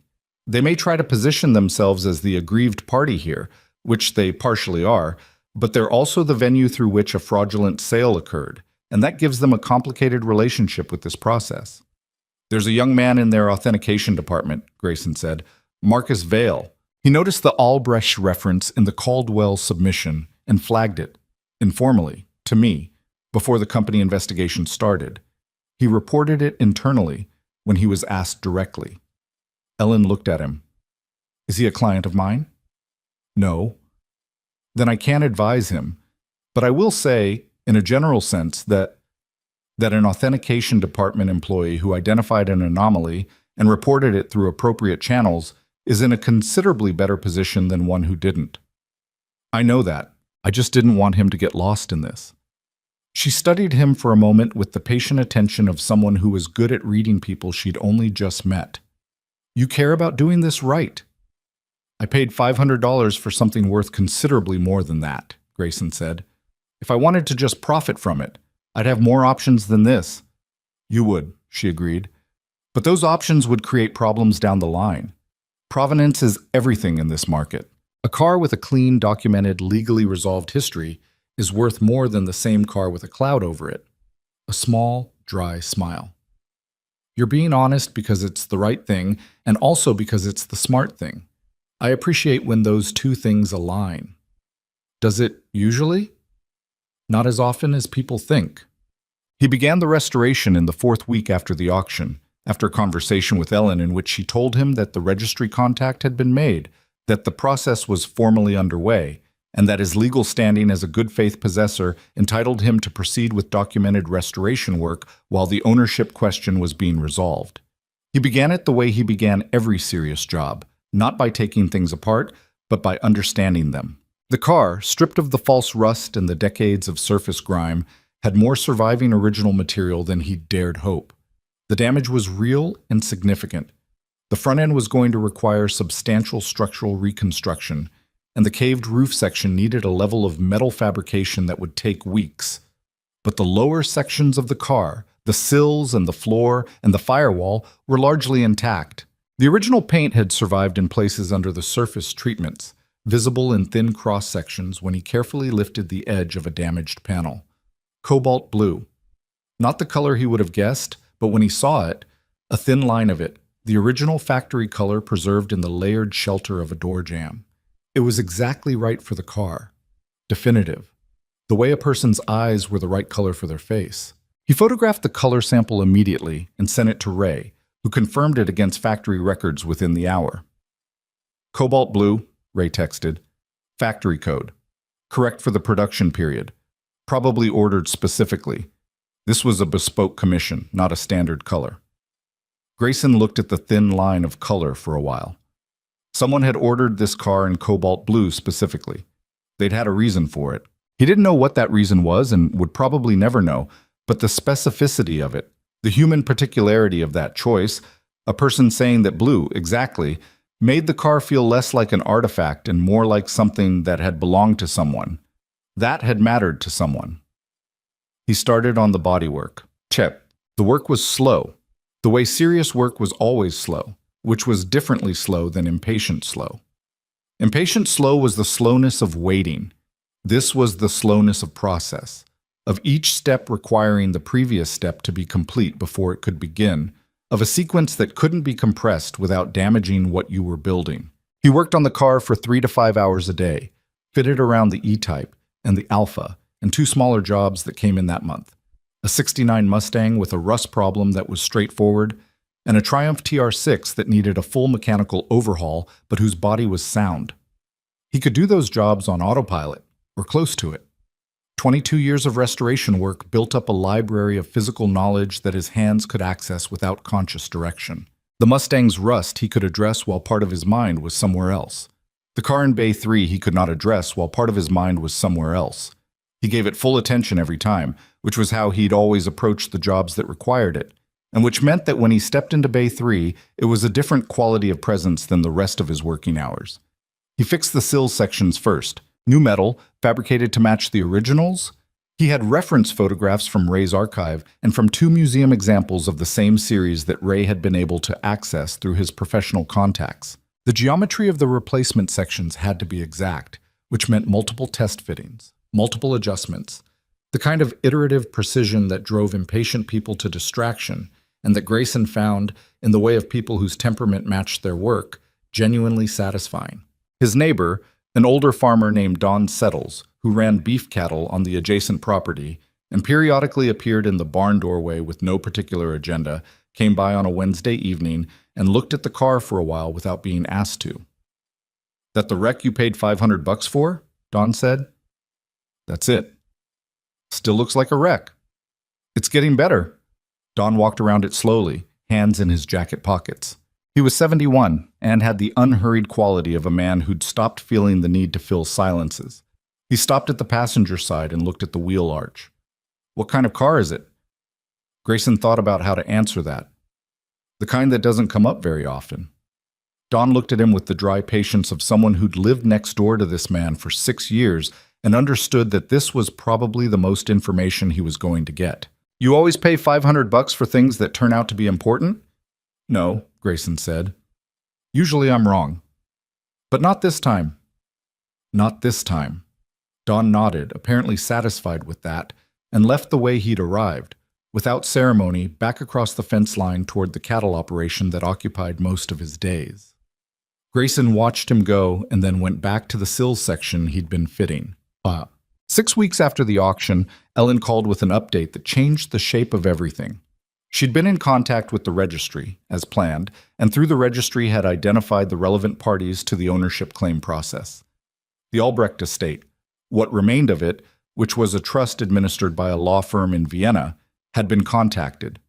Their response, channeled through the Austrian firm, had been more specific than Ellen had expected. "They know the car," Ellen said. Or rather, the trust's records include documentation of the car. It was part of the estate collection, acquired in 1967 by the family patriarch and maintained in a private storage facility from approximately 1979 onward. The trust records show the car as an asset, but then, in 1981, the records indicate it was sold in a private transaction. To whom? That's where it gets complicated. The trust records show a bill of sale to a buyer identified only by initials, EV, and a transaction value that the trust's lawyers describe as significantly below what the car was worth even then. The trust's position is that the 1981 sale may not have been authorized by the estate patriarch. He was ill at the time and died the following year, and that the transaction may have been conducted without proper authorization. Grayson took that in. So the trust is claiming the original sale was invalid. They're not claiming it formally yet. They're indicating that the possibility exists. What they want, what they've requested through their lawyers, is access to the current documentation on the vehicle's condition and verification status. And they want to know who the current possessor is. Did you tell them? I told them my client is a good faith purchaser, currently in possession, and that we're cooperating fully with the registry process. What do they want to happen? A pause. That's the thing. The trust's primary interest appears to be establishing the vehicle's history, completing the documentation gap. There's a surviving family member, apparently, a grandson of the original owner. He's been searching for this vehicle for years. Ellen's voice shifted slightly, became more careful. He's not looking to litigate. He's looking to find it. Grayson sat very still. There's a collector, he said. There appears to be. He thought about what Ray had said weeks ago. If another party establishes a superior ownership claim. He'd known this was possible. He'd known it from the beginning, had structured his entire approach around it. But knowing something was possible and sitting with the reality of it were different weights. What's the path forward, he said. The registry process continues. Harwick's investigation of Caldwell is ongoing. Their lawyers have been in contact with mine and they're cooperating, which is good for everyone. The Austrian Trust will formally enter the claims process, which means the registry appoints a review panel. That process takes time. We're looking at months, not weeks. She paused. Grayson, I want to be clear about something. Go ahead. Your legal position is strong. Good faith purchaser, full cooperation, documented restoration work, clean hands throughout. But a claims panel is not going to award you ownership of a vehicle with a legitimate ownership dispute. What they will do is ensure you're compensated fairly for your documented expenses, your restoration investment, and your role in recovering a vehicle that had been lost to the documented record for over 4 decades. Another pause, more deliberate. That's not nothing. That's actually quite a lot, depending on how the restoration value is assessed at conclusion. I know that. I just want to make sure we're calibrated on the outcome. Ellen, I'm not trying to keep the car. He said it simply, without emphasis. I'm trying to do the right thing with it. There's a difference. A brief silence on her end. There is, she said. Okay, I'll keep moving. Hotan. In the Harwick Group's conference room on a Tuesday afternoon in late November, Vanessa Sterling sat across a table from her company's outside legal counsel and her authentication director and a representative from a federal trade authority who had driven up from New York that morning and who had the particular contained manner of someone who investigated fraud for a living and had long since stopped finding it surprising. The federal representative's name was Agent Carla Withers, and she was interested in Caldwell Provenance Services. The document falsification you've identified, Withers said, is consistent with a pattern we've seen in 3 separate cases over the past 4 years. Different auction venues, different vehicles, different brokers on paper, but similar methods. Forged registry documents, deliberate misrepresentation of vehicle identity, sales structured to move vehicles through legitimate channels while obscuring their origins. Vanessa kept her expression neutral. Are you saying Caldwell is part of a larger operation? I'm saying the method is consistent. Whether Caldwell is an originating party or an instrument used by someone else is what we're trying to establish. Withers placed a folder on the table. Shetam. The vehicle sold as Lot 47 at your October auction. The current independent verification indicates it's a significant missing vehicle from the registered record. Yes, we're aware. Your buyer, Grayson Reed, he's cooperating with the registry process. So I understand. He's also done something useful. In the process of beginning restoration work, he identified evidence of deliberate chemical treatment applied to the bodywork. Treatment designed to advance the apparent age and deterioration of the vehicle. Vanessa looked up from the folder. Someone made it look worse than it was. Significantly worse, which means the vehicle was prepared for the sale. It wasn't just misidentified, it was actively disguised. Withers' voice remained level throughout. Mr. Reed has provided his documentation to the registry and has agreed to make it available to our investigation. Joanna Park, sitting to Vanessa's right, said, The Caldwell submission was reviewed and cleared by our process. I want to be direct about that. The forgery wasn't caught at our level. We understand, Withers said. Your process is not the focus of our investigation. However, we'd like to understand how the submission moved through your system and whether there were any communications between your company and Caldwell outside of the standard submission process. There weren't, Vanessa said. Caldwell submitted through our standard broker channel. We had an 8-year relationship with them. No direct communications outside of normal business. That's consistent with what we've found elsewhere. The pattern appears to be that legitimate brokers, or entities presenting themselves as legitimate brokers, are used precisely because they have established relationships with auction houses. The auction house's trust in the broker is the mechanism. Vanessa absorbed that. The idea that Harwick's own credibility had been used against it, that the reputation she'd spent 15 years building had been the vehicle, so to speak, for someone else's fraud, sat in her chest in a way that was difficult to categorize. It wasn't quite anger. It was something colder. "What do you need from us?" she said. Withers listed things: records, correspondence, the full Caldwell submission history across all 8 years. Vanessa agreed to each item as it was named. That part was easy. When something was wrong, you fixed it. You cooperated, you documented, you let the process run. That had always been her operating principle, and it remained so. What was harder, and what she didn't say in the conference room but thought about on the drive back from the parking garage that evening, was the piece she couldn't control. The piece that was about judgment, about whether she had, in the aggregate, built something careful enough, scrutinized things closely enough. Whether the efficiency that allowed Harwick to run 47 lots through an auction in a single day was also the efficiency that allowed a forged registration document to slip through unchallenged. She sat in her car in the garage for a few minutes before starting the engine. She thought about Lot 47, which she kept coming back to in the way you return to a problem that had more to it than the obvious surface. She thought about the man who'd bought it, Grayson Reed, who, according to everything her authentication director had told her, had identified the car's potential from a bad photograph in a mailed catalog, had driven to the auction, had asked the right questions in the preview room, and had raised his paddle for $500 while the room laughed, herself included. And who had then, rather than doing the profitable thing with what he'd found, had initiated a legal process that was going to be complicated and lengthy and was going to result in him probably not keeping the car. She didn't understand that exactly, or she understood it intellectually, but something about it resisted her instinct, which was the instinct of someone who had spent 20 years in a business where things were worth what people would pay for them, where the rare thing went to whoever could position themselves to acquire it. She started the engine and drove home in the dark. The roof reconstruction took 3 weeks. It was the most technically demanding part of the restoration, the most demanding single piece of work Grayson had done in several years, which was saying something given some of the jobs he'd taken on. The original roofline was specific in its geometry. The rake of the glass, the radius of the C-pillar junction, the precise curve that ran from the windshield header to the rear deck, all of it had to be rebuilt to match not just approximate dimensions, but the exact intentional shape that someone had designed decades ago. He had reference material. Ray had provided measurements taken from the one confirmed museum example in Europe, transmitted through a colleague who'd been allowed access with precise measuring equipment. He had his own photographs of the surviving sections. He had the factory design specifications that Ray had located in a private archive.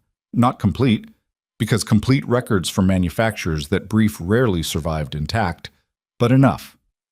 He built the forms first, spent 4 days on that alone, constructing the templates that would guide the metal fabrication, checking and rechecking the geometry against his references. Then he started on the metal. He'd done roof reconstructions before. Not on cars like this, but the physical discipline of the work was familiar. The way you read the metal, the way heat and pressure and patience moved material toward the shape you needed. What was different here was the margin of error, which was close to zero. Any deviation would be visible. The line was specific enough that a few millimeters of deviation in the wrong place would make the whole car look wrong, and he would know, and eventually anyone who looked closely enough would know, and that was unacceptable. He worked slowly. He reworked sections that weren't exactly right. He reworked them again. His back started complaining around week 2, and the way backs complained when you spent long hours bent over detailed work, and he took ibuprofen and stretched in the mornings and kept going. On the 4th day of the 3rd week, he got the primary roof structure where it needed to be. He stood back and looked at it. The line ran true from the front pillar to the rear, the specific, purposeful rake that had caught his eye in a bad photograph 3 months ago. It was right. Not perfect because nothing was perfect and perfect wasn't the goal anyway. Right. Accurate to what the car was supposed to be. He took a photograph and sent it to Ray with no text. Ray's reply came back in 4 minutes. Yes, Ishad. The Harwick investigation moved faster than Vanessa had expected.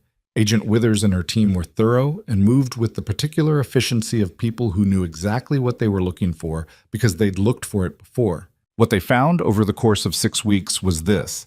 Caldwell Provenance Services had been acquired 2 years earlier, quietly, through a holding company with no obvious connection to the automotive world, by an individual named Soren Mack, who had a history in the European antique trade and 2 prior civil judgments related to disputed provenance claims, neither of which had risen to criminal prosecution. Mack had maintained the existing Caldwell staff and operations, preserving the company's established relationships with auction houses while using those relationships to channel vehicles whose true identities needed to be obscured. The Lot 47 vehicle was not the first.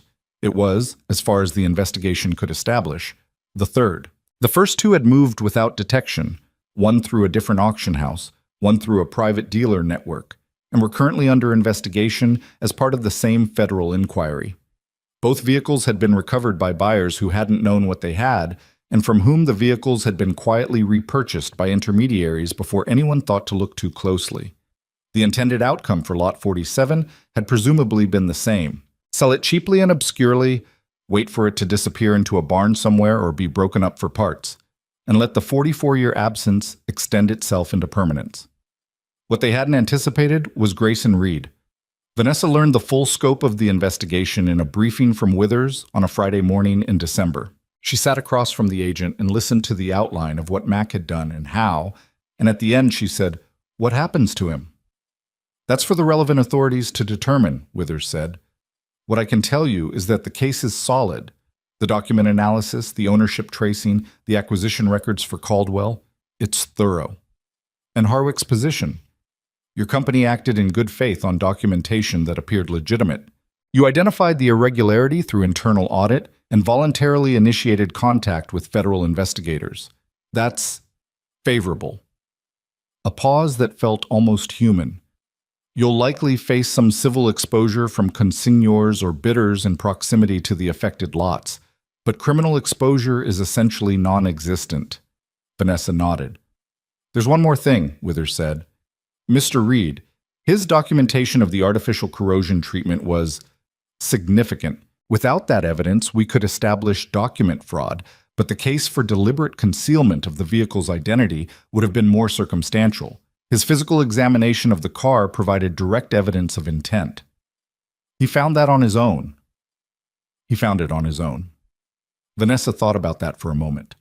A man in a locked barn in a small town in Connecticut, working alone, finding something that trained investigators might have missed. Because he knew how to look at cars. Because he'd looked at thousands of them over 22 years and understood the difference between what was there and what was supposed to be there.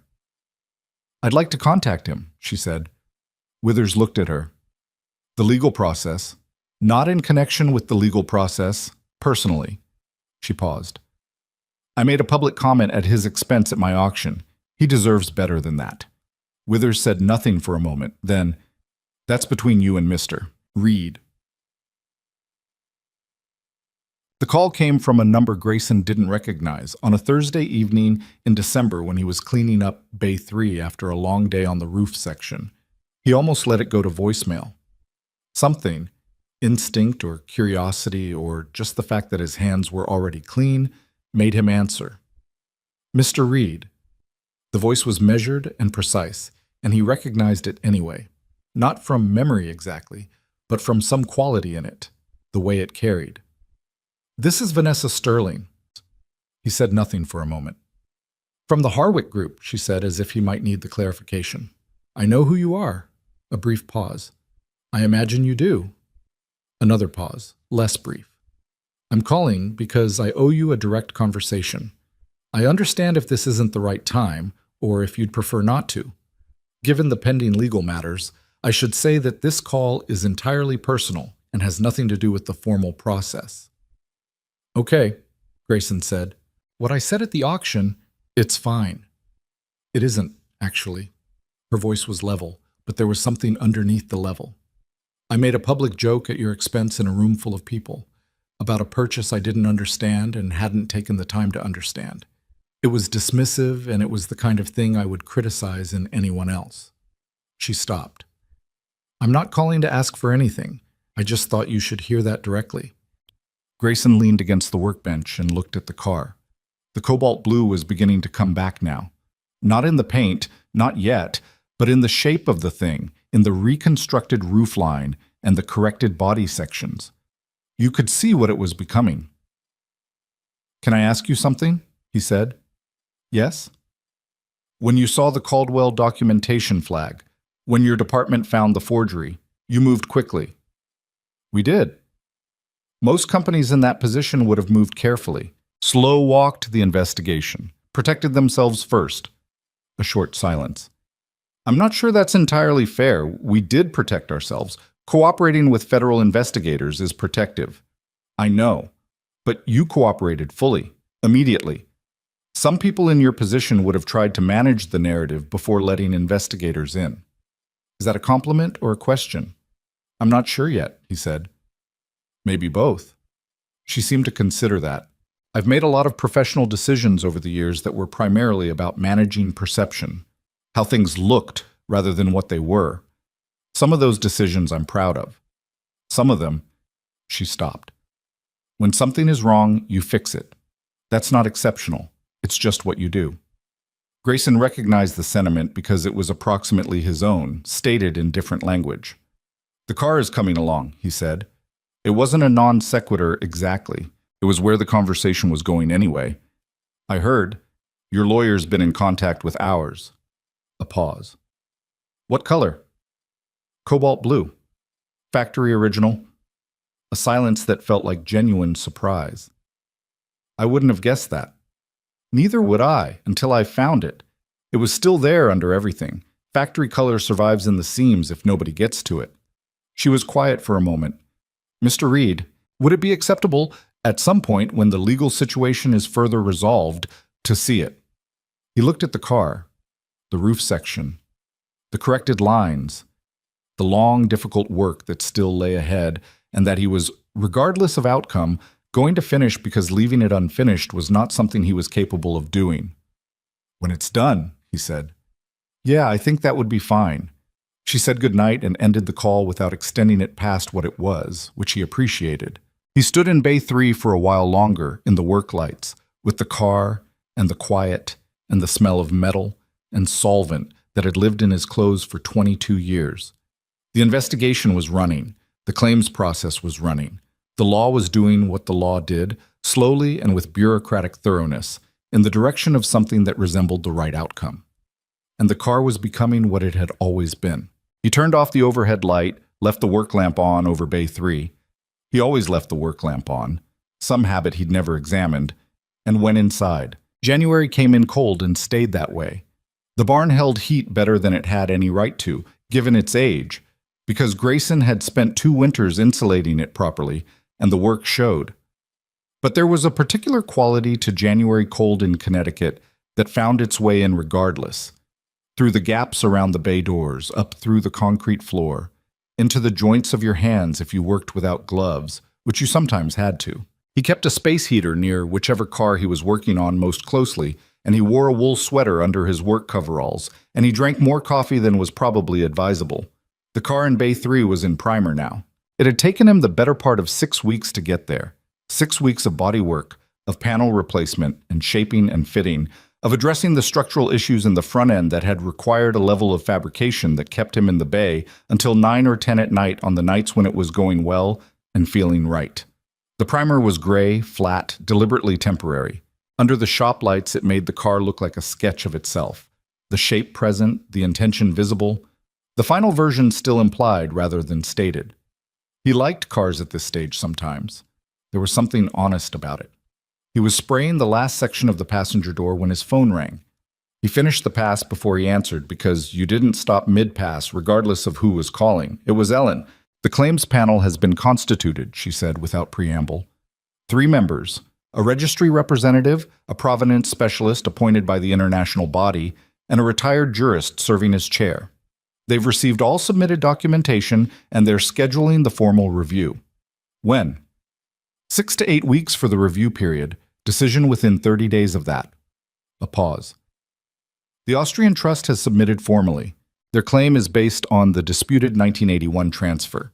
They're arguing the sale to EV was conducted without proper estate authorization during the period of the patriarch's incapacitation. Strong argument? Complicated one. 44 years is a long time, and the documentation from that period is incomplete on both sides. What the trust has going for them is that the subsequent chain of possession, from EV through to the Caldwell submission, is itself compromised by fraud. The panel is likely to look unfavorably on a claim chain that passes through deliberate concealment, meaning Mac, and whoever Mac acquired it from. The investigation has traced 3 ownership transfers between EV and Mac's acquisition of Caldwell. 2 of those transfers appear to have been private, undocumented. The federal case is still building the chain. Grayson set down the spray gun. What about the grandson? Has the panel said anything about him individually? He's named in the trust submission as the primary beneficiary of any recovered asset. His name is Emil Voss. A brief pause. He's been looking for this car for 11 years. Ray mentioned a collector. He's not exactly a collector in the professional sense. From what the trust lawyers have shared, he's a 61-year-old architect in Vienna. He's been searching because the car was his grandfather's. It was part of his childhood. He spent summers at the estate, and his grandfather used the car on weekends, apparently. When it disappeared in '81, he was a teenager. Grayson took that in. A teenager, watching something his grandfather loved disappear.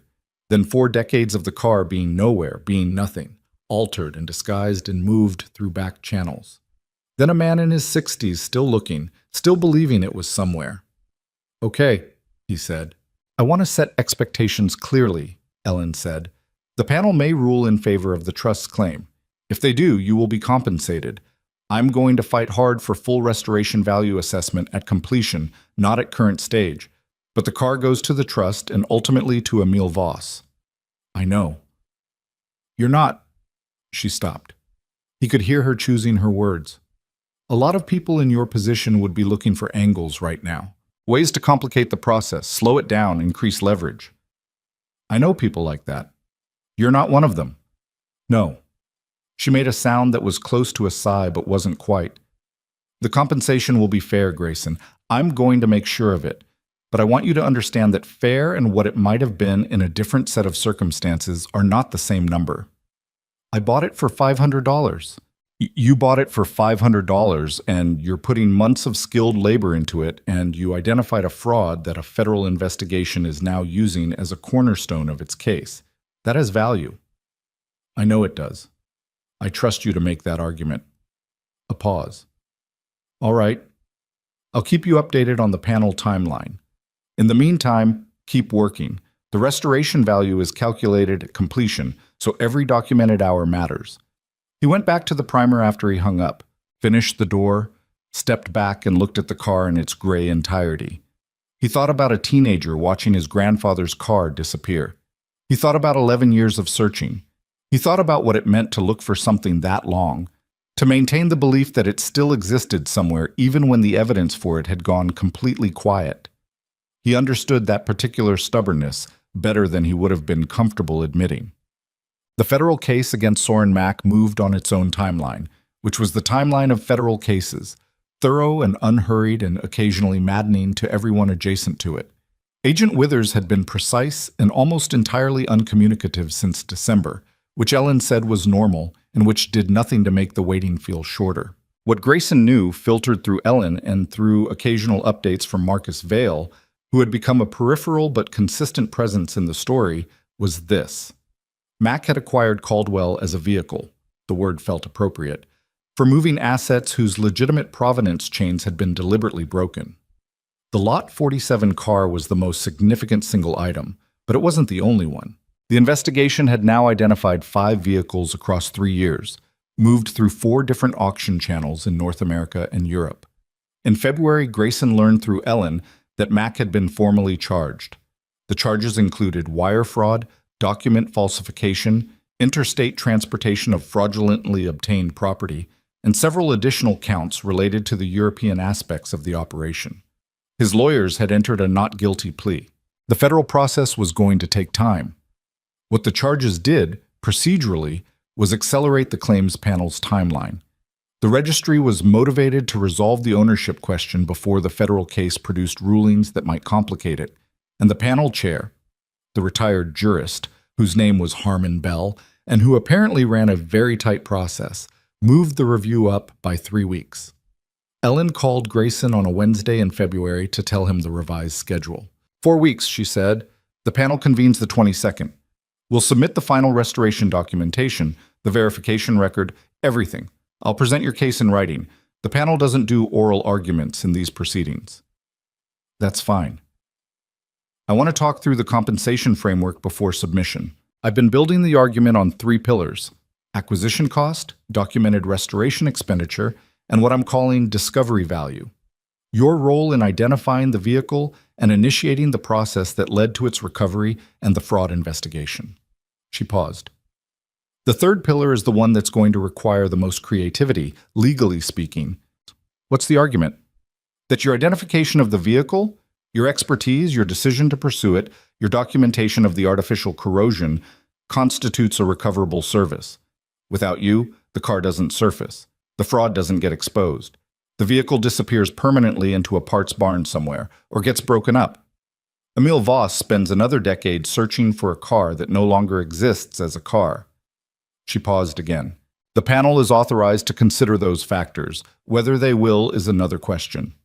Make the argument. I always plan to. He was working on the front-end reconstruction in the 3rd week of January when Ray came back. Ray drove up unannounced on a Saturday morning, which was his prerogative after 15 years of friendship, and which Grayson had long since stopped being surprised by.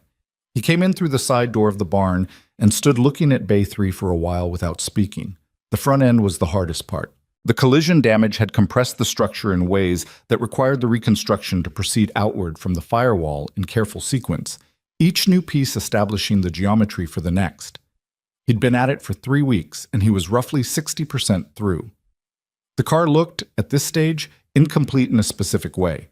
The rear and sides properly shaped and primed, the front still partly open to its bones. You're doing the inner structure first, Ray said. Have to. The geometry has to be right before I can work outward. Ray walked around the car slowly. He had his hands in his coat pockets and the wire-rimmed glasses slightly fogged from coming in out of the cold, which he didn't bother wiping. He was a man who tolerated minor inconveniences without noticing them. How long for the front end? Another 3 weeks if nothing goes wrong. Ray stopped at the passenger corner and crouched slightly to look at the junction between the repaired fender section and the new inner structure. The radius here. I know. I'm going to do that section last. I want the primary structure fully stable before I address the outer curve. Ray straightened up and looked at him. You know what this is going to look like when it's done? I have an idea. I've seen the museum example, the one in Europe. I arranged the measuring access. He looked at the car again. What you're building here is going to be indistinguishable from the original intent. The people who made this thing, if they could see what you're doing to it, Ray, I'm just saying. I know what you're saying. It doesn't change what it is or who it belongs to. Ray looked at him for a moment. The grandson, Voss. Yeah. You've thought about him. Grayson reached for a measuring tool on the work table. He's been looking for 11 years. The car belongs to that history. It belongs to the story of the person who ordered it in that specific blue and drove it on weekends at an estate in Central Europe. He turned the tool in his hands. I can restore it. I can put it back to what it was supposed to be. But I can't put myself in the center of that story. It's not my story. Ray was quiet for a moment. Most people would find a way to make it their story. I know. That's not a criticism. I know that too. Ray stayed for lunch, grilled cheese at the kitchen table, which was the most Grayson ever produced for guests, because cooking beyond that required a level of forward planning he rarely achieved. They talked about other things. Ray's pen colleague and her new spectrometry work, a job Ray had been consulted on in California, an auction in London that had moved a significant pre-war vehicle and that Ray had opinions about. After lunch, Ray drove back to Philadelphia, and Grayson went back to the barn. Marcus Vale called in mid-February, and for the first time since October, his voice didn't have the careful flatness of someone managing their anxiety about what they'd done. "They cleared us," Marcus said. "Our department." Joanna got the formal letter from the regulatory review. Harwick's authentication process wasn't deficient. It was circumvented. There's a difference. "Good," Grayson said. "I was worried—" He stopped. "I was worried for a while that me not flagging the Albrecht reference formally was going to be a problem. Like I should have known what to do with it, and didn't." "You flagged it. You just didn't know the right channel." "I flagged it to you. That's not exactly a channel. And you told me to use it carefully. You were right to tell me." Grayson paused. "It worked out. Because you knew what to do with it. Because I'd been paying attention to the car for 3 weeks by then. Different information in different hands does different things, Marcus. You didn't have context I had." A short silence. "Joanna recommended me for the provenance specialist track. It's a different career path, more documentation, more legal interface, less physical authentication." He paused. "I think I'm going to do it." "Because of this?" "Because this showed me that the document side is where a lot of things actually happen, where things go wrong and right." Another pause. If someone had caught the Albrecht reference in a formal process, none of this would have needed to happen the way it did. That's probably true. "So," a slight awkwardness in his voice. "Thank you. For taking the call in October, and for telling me not to file anything yet, and for— Marcus, you made the call. You told me something you didn't have to tell me because it didn't feel right to you. That's the thing that mattered." A brief silence. "Still, thank you." After the call, Grayson sat for a moment at his workbench. He thought about the number of small decisions that had led to where the story was now. Marcus noticing the Albrecht reference, calling Grayson instead of filing it away, Grayson taking the call, Joanna Park running an audit on a routine sample schedule. The particular timing of all of it. None of it had been inevitable. Any of a dozen small choices differently made, and the car would still be somewhere in the dark, becoming less and less of itself. He went back to the front end. In the second week of February, Vanessa Sterling made a decision that surprised her own staff. She convened a meeting of her authentication and operations teams, 12 people in the main conference room, the full relevant population of Harwick's process infrastructure, and she told them, plainly and without the language of corporate communication that tended to wrap these conversations in softness they didn't deserve, what had happened. Not the version that made Harwick look like a victim. The fuller version, that their process had been circumvented, yes, but that circumvention had been possible because their process had gaps. That the audit, which had caught the Caldwell flag, had been a random sample, meaning it had been luck, partially. That the Albrecht reference had been in their own awareness database and hadn't been cross-checked. That an authentication department employee had noticed something and hadn't known what to do with it, which meant the internal channels for that kind of thing needed to be clearer. She said all of this without distributing blame to individuals, because the gaps were systemic, and distributing blame for systemic problems to individuals was how you ensured the problems survived. She said what needed to change. She said she was changing it. "I want a provenance cross-reference requirement on every European submission," she said. "Not just the flagged ones, but everyone. I know that slows us down. I know the timeline implications. We're doing it." Her operations director, a man named Peter who managed the auction logistics and who had been with Harwick for 14 years and who was generally Vanessa's most reliable source of honest pushback, said, "The catalog deadline for the spring auction? Adjust it. The consignors who are already submitted, we contact them. We explain there's a process update. Anyone who can't work with the new timeline isn't a consignor we want." Peter looked at her. He'd heard her set high standards before, but there was a quality in this that was different from the usual ambition-driven certainty. This was something that had been thought about. "Okay," he said. "The internal reporting channel," she continued. "If someone in this building notices something that doesn't look right, they need to know exactly where that goes and what happens to it. That process doesn't currently exist clearly enough. Joanna is going to redesign it, and I want it implemented before the spring auction." She looked around the table. 12 people, all of them good at their jobs, all of them looking at her with the slightly cautious attention of people trying to calibrate whether this was temporary urgency or something more structural. This isn't because we got caught, she said. I want to be explicit about that. It's because the way we've been operating created a vulnerability, and vulnerabilities matter regardless of whether anyone exploits them. We got lucky that Grayson Reed was the person who bought that car, and not someone who wasn't interested in doing the right thing. We don't build a company on luck. She meant every word of it. What? The paint took 10 days. He applied it in stages, as you had to. Base coats first, built up in thin layers, each one allowed to fully cure before the next. The spray booth he'd built in the barn's rear section wasn't large, but it was adequate for a car this size, and the temperature-controlled environment was something he'd invested in early because paint jobs done in uncontrolled conditions were paint jobs that failed eventually.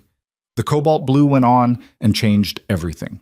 There was always a moment in a restoration when the car became itself, when whatever it had been reduced to by time or neglect or damage fell away, and the thing it had always been came forward. He'd felt that moment on maybe a dozen cars over 22 years. Sometimes it happened when a mechanical component turned over for the first time. Sometimes it happened when you looked at a body line after the damage was gone and understood for the first time what the designer had actually been thinking. With this car, it happened on the second day of painting, when enough of the base color was on that the whole car was cobalt, imperfect in its current state, but undeniably itself. He stood in the spray booth with his mask pushed up on his forehead and looked at it. He stood there for about 4 minutes, which was longer than he normally allowed himself. The blue was exact. He'd mixed to the factory code that Ray had confirmed, had done test panels until it was right, had adjusted for the way the color shifted under different light conditions. It was a specific, serious blue, not flashy, not modest, exactly the color that someone had chosen deliberately for a car that was already exceptional without needing decoration. He took a photograph. He sent it to Ray with no text. Ray's reply took 6 minutes this time. I looked at the original color specifications for 20 minutes when I found them. The actual code is the one you've matched. I didn't say this at the time, but I wasn't sure I believed the color until right now. Then, after a pause of 30 seconds, "It's something, Grayson." He put the phone in his pocket and went back to work. Sent. The claims panel convened on the 22nd, as scheduled. Grayson wasn't present. The process didn't involve the parties directly, which Ellen had explained and which he'd accepted, but which he found harder in practice than in principle. He went to work on the E-type, which was close to done, and which the Boston client was calling about with renewed frequency.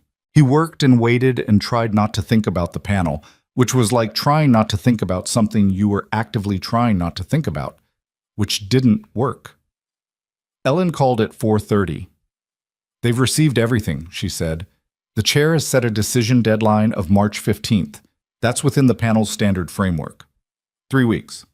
Just under. I submitted the restoration documentation this morning. The full record, from acquisition through current stage. Ray's verification materials, your photographic documentation of the corrosion treatment, the cost logs." A pause. "Grayson, the restoration documentation is strong. The quality of the work, the level of expertise visible in the records, that's going to be evident to anyone who reads it."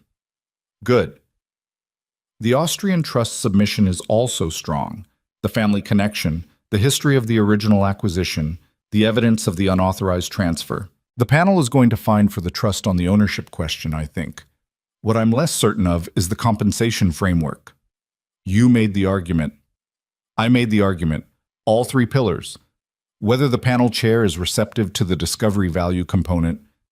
She let the uncertainty rest there because it was honest and she was honest. "We wait. 3 weeks, give or take." He went back to the E-type, which needed him, and gave it what it needed. Vanessa came to Colawick on a Friday afternoon in late February. She'd called first, the previous week, asking if it would be appropriate, explaining that the legal situation was pending and that she wasn't coming in any official capacity, that it was entirely his choice. He'd said yes, which was a simpler answer than the question probably deserved, but it was the true answer. She drove herself, which he noticed. She arrived in a dark sedan that was expensive but not ostentatiously expensive, and she parked it in the gravel outside the barn without any apparent concern about what gravel might do to a dark sedan's paint, which he found he respected. She was dressed differently than she'd been at the auction. No navy suit, no heels, dark jeans, a gray coat, boots that were practical rather than decorative. She looked like herself, he thought, in a way that the auction house version of her perhaps didn't quite. He met her at the barn door. "Thank you for letting me come," she said. "It's a barn," he said. "You're not putting anyone out." She almost smiled. He opened the side door and she came in. She stopped just inside and looked at the space first. The bays, the organized tool walls, the clean concrete, the quality of the lighting. He watched her taking it in, not in the way people looked at places they wanted to be polite about, but the way people looked at things when the reality of a place surprised their expectation of it. "I didn't know what to expect," she said, quietly enough that it was close to being to herself. "What did you expect?" She looked at him. "I don't know, something smaller." He nodded toward Bay 3. "It's over here." He'd moved the E-Type to give the Cobalt car full bay clearance, and the lighting overhead was on. She walked toward it and then stopped at a distance of maybe 10 feet and stayed there. The car was finished to 90%. The final clear coat was on, the body complete, the glass reinstalled. What remained was mechanical work and interior, which was coming in stages. But the exterior was there, and in the bay lighting, the Cobalt was doing what Cobalt did under good light. It shifted, absorbed, reflected back with a depth that flat colors didn't have. She stood looking at it for a long time. He didn't say anything. This was the right way to stand in front of a car like this, and he was glad she understood it without being told. When she finally spoke, her voice was different from any version of it he'd heard before. Not the auction floor authority, not the careful telephone manner from their December call, just a person responding to a thing. "It's extraordinary," she said. "Yeah. When I made that comment at the auction," she stopped, started again. "I was looking at a wreck in bad lighting that someone had paid $500 for. I was reading the surface. Most people do. That's not a defense." She said it simply, not dramatically. "I run an auction house. I built my career on the argument that I understand what things are worth. What I actually did was look at you in the car and make an assessment I had no basis for." She paused. "I've been thinking about that since October." He looked at the car. "People see what they're prepared to see." "What does that mean?" "It means you came to that auction prepared to see a room full of things you understood. You knew what the Ferrari was. You knew what the Porsche was. You had frameworks for all of it." He shrugged, a small movement. "The car in the corner that didn't fit the framework, you processed it as outside the category of things worth attention. That's not stupidity. That's just how pattern recognition works." She looked at him. "You're being more generous than you need to be." "Maybe. Doesn't make it less true." She turned back to the car. "How did you know?" "From the catalog photograph." "I didn't know. I thought the roofline was wrong for what it was listed as. I thought the wheel arches had a geometry that didn't match the decade. Those aren't conclusions. Those are questions. I came to ask the questions in person. And in person, you were more certain." "In person, I was certain enough to bid $500. That's all." She looked at the roofline, the section he'd rebuilt over 3 weeks in December, the curve he'd gotten right on the 4th day of the 3rd week. "You rebuilt this." "The primary structure and the skin. The original metal was destroyed." How do you reconstruct something that precisely when the original is gone?" He thought about how to explain it. "Reference material, factory specifications, measurements from existing examples, photographs.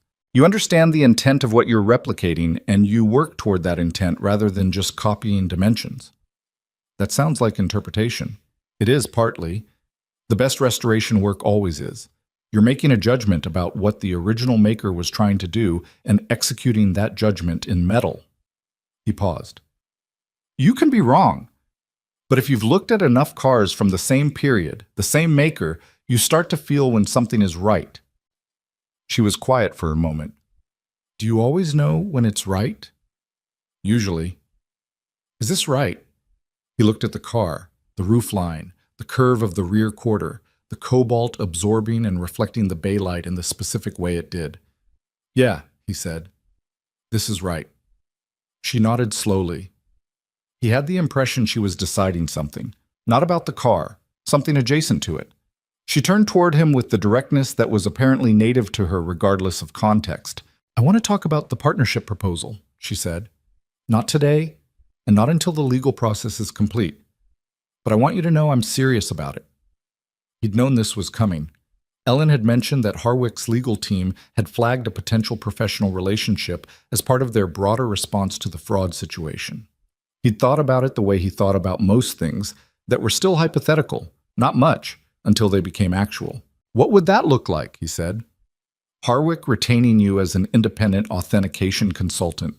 Physical examination of significant lots before submission, specifically anything with unclear provenance or condition questions. She paused. We'd pay you a fair rate for the work. It wouldn't interfere with your restoration business. It would probably amount to 3 or 4 cases a year, more if we expand the program. You want someone who can look at a car and know when something's wrong. I want someone who looked at a catalog photograph with a magnifying glass at midnight and drove 4 hours to bid $500 on a wreck because his instincts told him it wasn't a wreck. She met his eyes. I want that person specifically, not the category of person. You. He held her gaze for a moment. I'll think about it. That's all I'm asking. You should know, he said, that if I look at a car for Harwick and I think something's wrong, I'm going to say so. Regardless of whose lot it is or who submitted it or what the impact is on your auction timeline. She didn't hesitate. That's exactly why I want you. He nodded. It wasn't a yes yet, but it was the answer that would become a yes, and she was perceptive enough to read that, and she didn't push it further. They stood together in front of the car for a while, not talking, just looking. He realized he couldn't remember the last time he'd stood in this bay with someone else, and the silence hadn't felt like something to fill. The car sat in the light between them, and it was enough, as a thing to look at, to make silence feel reasonable. Emil Voss, she said finally, quietly. Yeah. Do you know anything about him? Only what Ellen told me, architect in Vienna. Spent 11 years looking for it. She nodded. What does it feel like, knowing it's going to him? Grayson thought about that honestly, the way the question deserved. It feels right, he said, which isn't the same as it feeling easy. But right covers a lot of ground that easy doesn't. Vanessa looked at the car one more time. Something in her face had settled. Some tension that had been there when she arrived had gone quiet. You're a hard person to apologize to, she said, because you don't seem to hold things. I hold things, he said. I just try to hold the right things. She left 20 minutes later with a handshake at the barn door that was more direct than ceremonial, the handshake of 2 people who had decided, without saying it exactly, that they were going to work with each other. He stood in the doorway and watched the dark sedan back out of the gravel lot and disappear down the county road. Then he went back inside. The car was waiting, the way it always was, patient and blue in the bay light. The mechanical work was next. The engine, which had been pulled early in the restoration and which had spent 3 months on a stand while he sourced and rebuilt the components that had been destroyed or were beyond saving. He'd been working on it in parallel, evenings mostly, while the bodywork consumed the days. He went to the engine stand and looked at what was there. The original power plant, what remained of it, surrounded by rebuilt and sourced components. Not every part was original. You couldn't always save everything, and the goal wasn't a relic, it was a working machine. But the core was genuine. The core was what it had always been. He put on his gloves and started working. 3 weeks until the panel's decision. Whatever came from that would come. In the meantime, there was the engine, and the interior after that, and the mechanical systems that had to be sorted and set up properly. There was still a car to finish. He worked until the light outside went fully dark, and then he kept working. The panel's decision came on a Tuesday. Not the 15th, 3 days before the 15th, which Ellen said was unusual but not unprecedented when a chair had made up his mind and saw no reason to extend a process past its utility.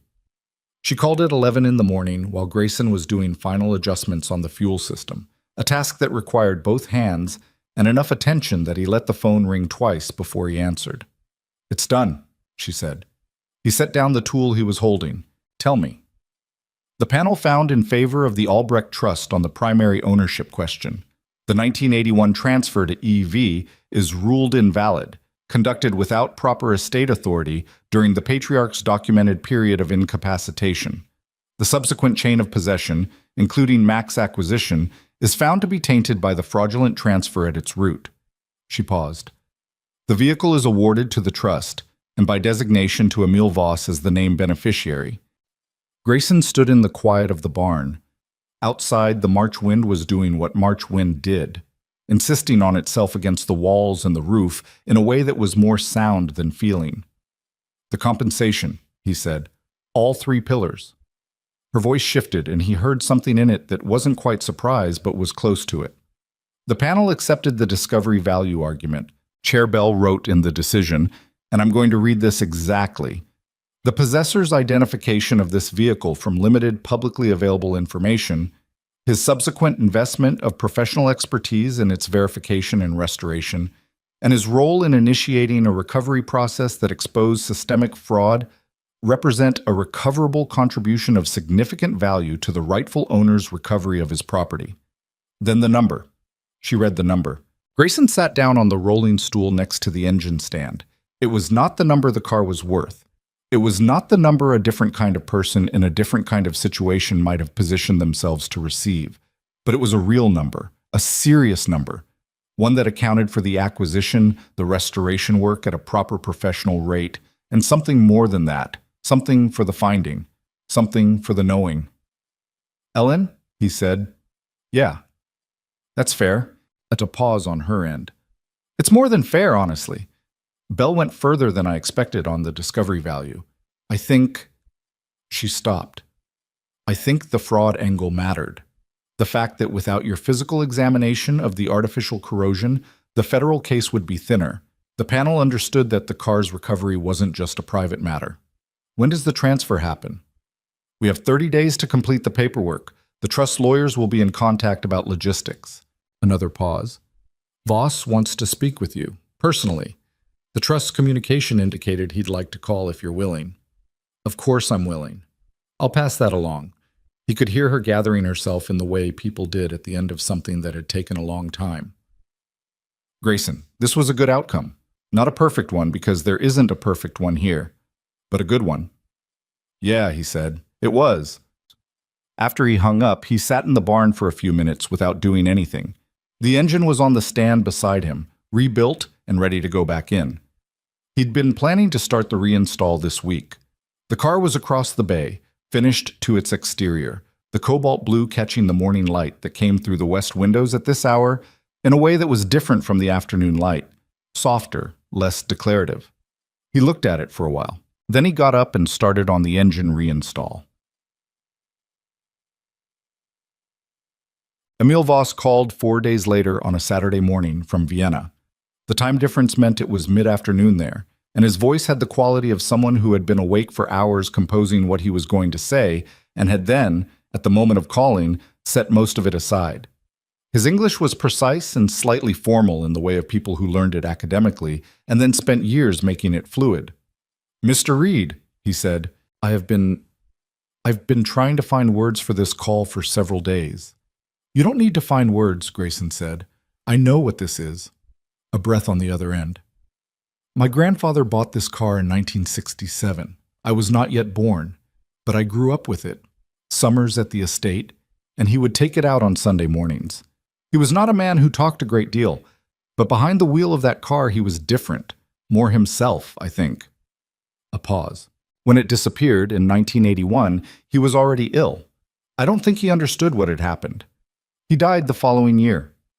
Grayson said nothing. He was standing at the kitchen window, looking out at the barn. I found a photograph when I was in my 30s, Voss continued, in my grandmother's papers, a photograph of my grandfather beside the car, taken in the early 70s, I think, from the clothes. I had never seen a photograph of it before. I had only my memory of it, which was a child's memory, imprecise. He paused. When I saw the photograph, I understood what I was looking for, and I began to look. 11 years, Grayson said. 11 years. There were leads that went nowhere, documentation that turned out to be other cars, one auction in 2019 where I was certain, but when I had the car examined, it was a replica. Someone had built a very good replica. His voice was steady, But there was something underneath the steadiness, something that had been held a long time. After that, I almost stopped. My wife said to stop. She was not wrong. A brief pause. I didn't stop. Why not? The question sat on the line for a moment. Because I knew it existed somewhere. The records were incomplete but not empty. There was a gap, not an ending. He paused again. And because of the photograph, my grandfather's hand on the door of a cobalt blue car and the way he was standing. I know how a person stands when something is theirs. Not possession, something deeper than possession. The car was his in the way that places and objects become part of who we are if we love them long enough. Grayson looked at the barn. Cobalt blue, he said. He ordered it specifically. Did he? Not a question, a recognition. Yes, he would have. He was particular about color in a way that he wasn't particular about most things.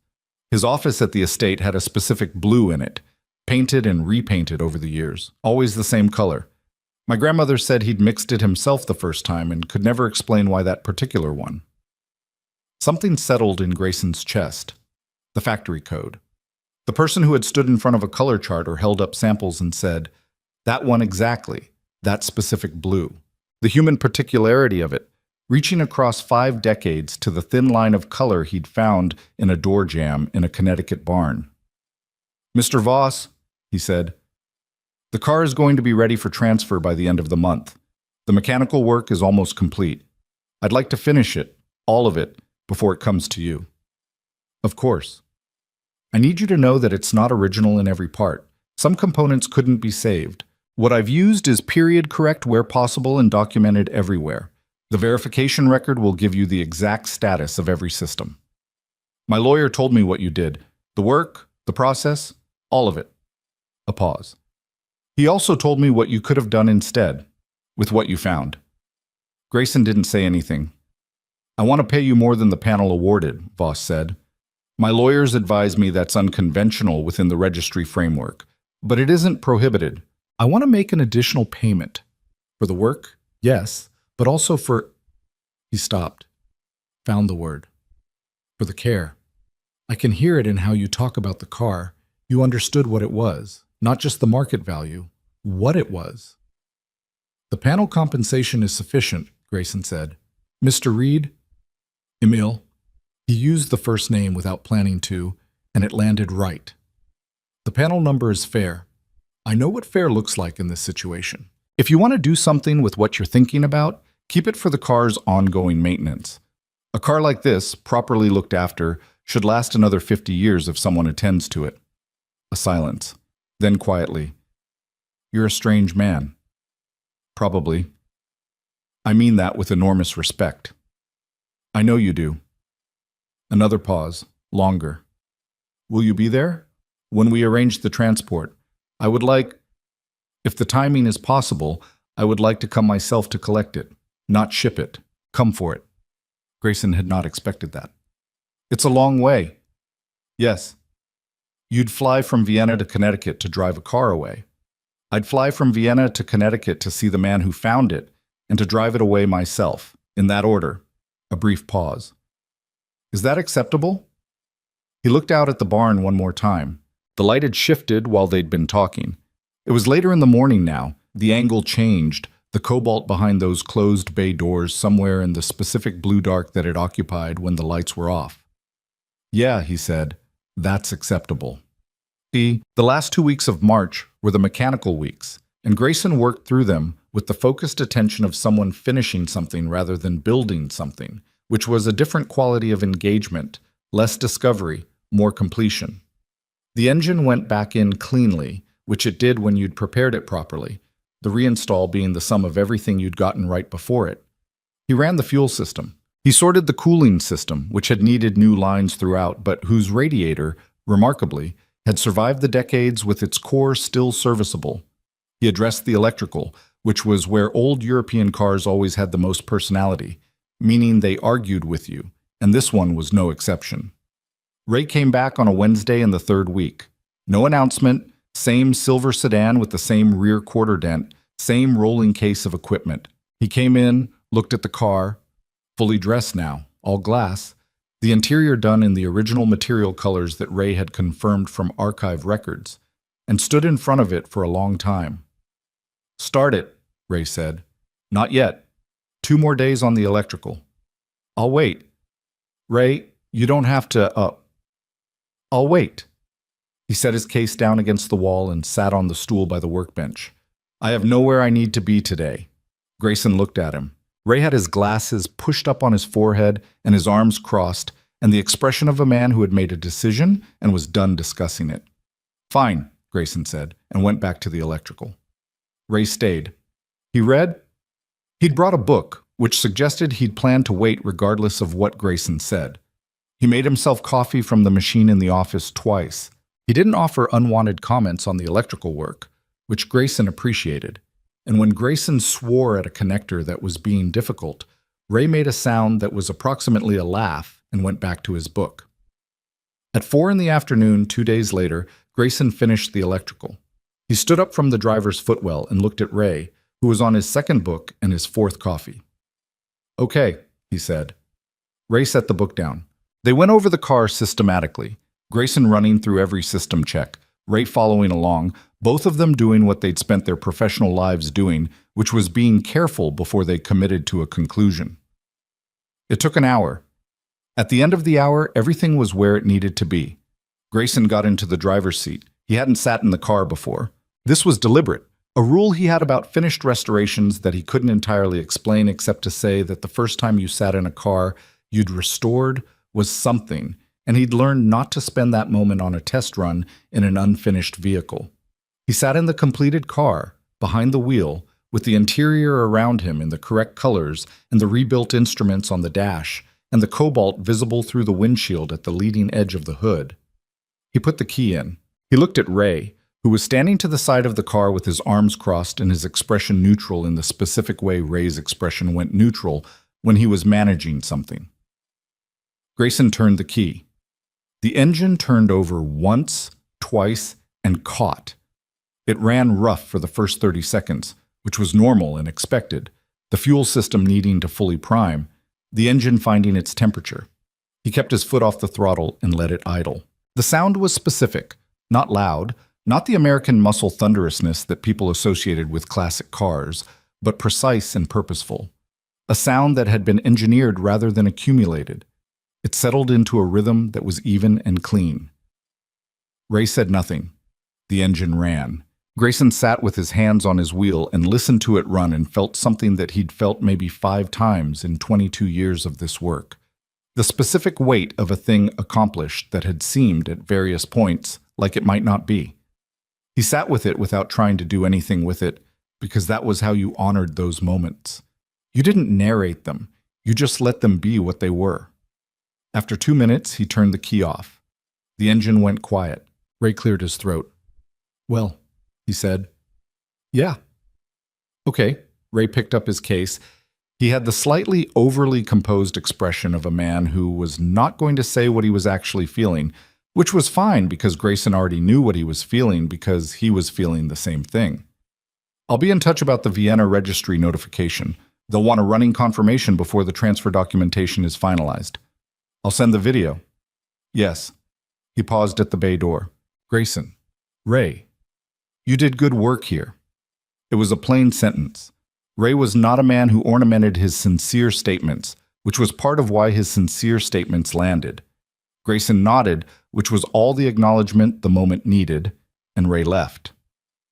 The barn was quiet after he went. The car sat in the bay in the afternoon light. Grayson looked at it for a while, the way he always looked at finished things before the world came in and they became someone else's. Then he went inside and made dinner for the first time in a week that involved more than eggs. The Harwick situation resolved itself in stages, the way large institutional things did. Soren Mack's legal process moved through its federal phases with the slow thoroughness of federal cases, and in the 4th week of March he accepted a plea agreement on the primary charges. The details of what he received weren't something Grayson focused on.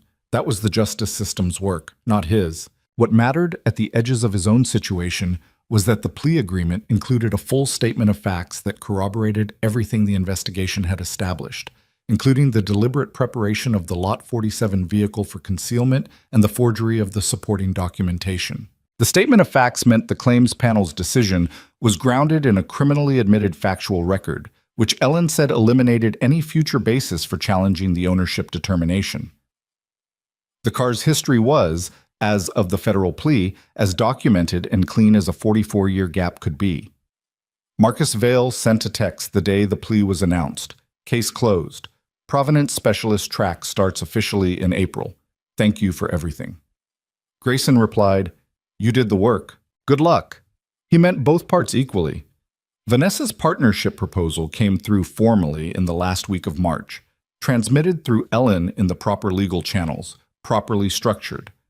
It was a consulting agreement, not an employment arrangement. Harwick retained him on a per-case basis for physical provenance review of significant lots with European origins or unclear documentation history. The rate was fair. The scope gave him complete independence. If he found something wrong, he said so, and Harwick's process stopped until it was resolved. He signed it. He didn't call Vanessa to tell her. Ellen transmitted the signed agreement. 2 days later, Vanessa sent him a text. She had his personal number from the December call that said only, "Thank you. I mean that." He replied, "I know you do." He put the phone down and went back to the barn. Emil Voss arrived on a Thursday morning in early April, which was when Connecticut finally, reluctantly, began to consider the possibility of spring. He came in a rental car from Hartford Airport. He'd landed the night before and stayed at a hotel in Ashford rather than push the drive to Collowick in the dark. He called when he was 20 minutes out, which Grayson appreciated, and he pulled into the gravel lot at 9:43 in the morning. He was not what Grayson had constructed from the phone call and the second-hand biography. He was shorter than he'd imagined and broader, with the solid, slightly tired look of a man who'd spent decades doing physical work, even though his profession was drawing things. He was 61, but he moved like someone who'd been 61 for a while and had made his accommodations with it. His hair was white and cut short. He had a good overcoat that he'd dressed down with jeans and boots that were reasonable for gravel, and he carried a small bag that was clearly not a carry-on and had clearly not been planned for a long trip. He came to America with an overnight bag to collect his grandfather's car. He got out of the rental and looked at the barn before he looked at Grayson, which Grayson thought was probably the right instinct. Then he turned. "Mr. Reed," he said. "Grayson," Grayson said, and extended his hand. Voss shook it with both hands, briefly, not effusive, just full. The grip of a man who meant the handshake. "I feel I know this place already, from how you described it. You want coffee before we go in?" "Very much." They sat at the kitchen table for 20 minutes with coffee that Grayson had made properly that morning, not gas station coffee, and Voss asked questions about the restoration with the focused curiosity of someone who understood buildings and therefore understood what it meant to restore a structure to its intended form. He asked about the roof reconstruction specifically, how Grayson had gotten the geometry right, what reference material had been used, how you knew when the radius was correct rather than merely close. "You feel it," Grayson said. "That sounds like an imprecise answer." "It isn't." Voss looked at him. "No. I understand that completely." A pause. "In architecture, there are proportions that are correct and proportions that are almost correct. The eye knows the difference even when the measurement doesn't show it. The body knows." "Yeah, that." Voss wrapped both hands around his coffee mug. "The cobalt blue. You found it in the seams. Under the artificial corrosion treatment. In the door jamb, right side. A thin line of original factory color." Voss was quiet for a moment. "My grandfather had a theory about color," he said. "He believed that the right color for a thing wasn't decorative. It was structural, part of what the thing actually was." He looked at the table. "He chose that blue for the car, the way he chose it for his office wall, because it was the color that belonged to that particular thing, and using another color would have made it a different thing entirely." Grayson thought about that. The factory code. The person who had stood at a color chart and pointed and said, "That one," specifically, not as decoration but as definition. "He was right," Grayson said. Voss smiled. The first full smile. And it changed his face considerably, made it younger. He usually was. He was also stubborn and difficult and had no patience for incompetence, and not everyone liked him. He said it with the affection of someone who'd had enough time with the memory to hold both the difficulty and the love at once. He would have liked you, I think. Because I'm stubborn and have no patience for incompetence? Voss laughed, a short, genuine sound. Partly, and because you understood the car on its own terms. They finished the coffee and went to the barn. No, Grayson opened the bay door and stepped aside. Voss walked in and stopped. He stood in front of the car for a long time. Long enough that Grayson, watching from beside the door, stopped tracking the time and just let it run. The morning light came through the high west windows at a low April angle and found the cobalt in a way that did what cobalt did when the light was right. It deepened rather than brightened, took the light in rather than throwing it back, so that the car seemed to gather the morning around itself rather than reflect it. Voss put his hand on the door, the driver's door, the same door his grandfather would have reached for on Sunday mornings at an estate in Central Europe 4 decades ago. He didn't grip it. He just placed his hand there, flat, the way you touch something you needed to confirm was real. He stood like that for a while. Grayson looked at the floor near the door and gave the moment its privacy. When Voss finally spoke, his voice was different from any version of it Grayson had heard. The phone formality was gone, and what was underneath was not dramatic, just true. It's exactly right, he said. The exterior is as close as I could get to the original specification. No. Voss turned to look at him. Not the technical accuracy. I had a feeling, standing in front of it, that it was right. That whoever built this thing would recognize it. He paused. My grandfather would recognize it. Grayson nodded. He didn't say anything because there was nothing useful to add. Voss opened the driver's door and lowered himself carefully into the seat. He sat with his hands in his lap for a moment, looking at the dashboard, the instruments, the wheel, the particular geometry of the view forward.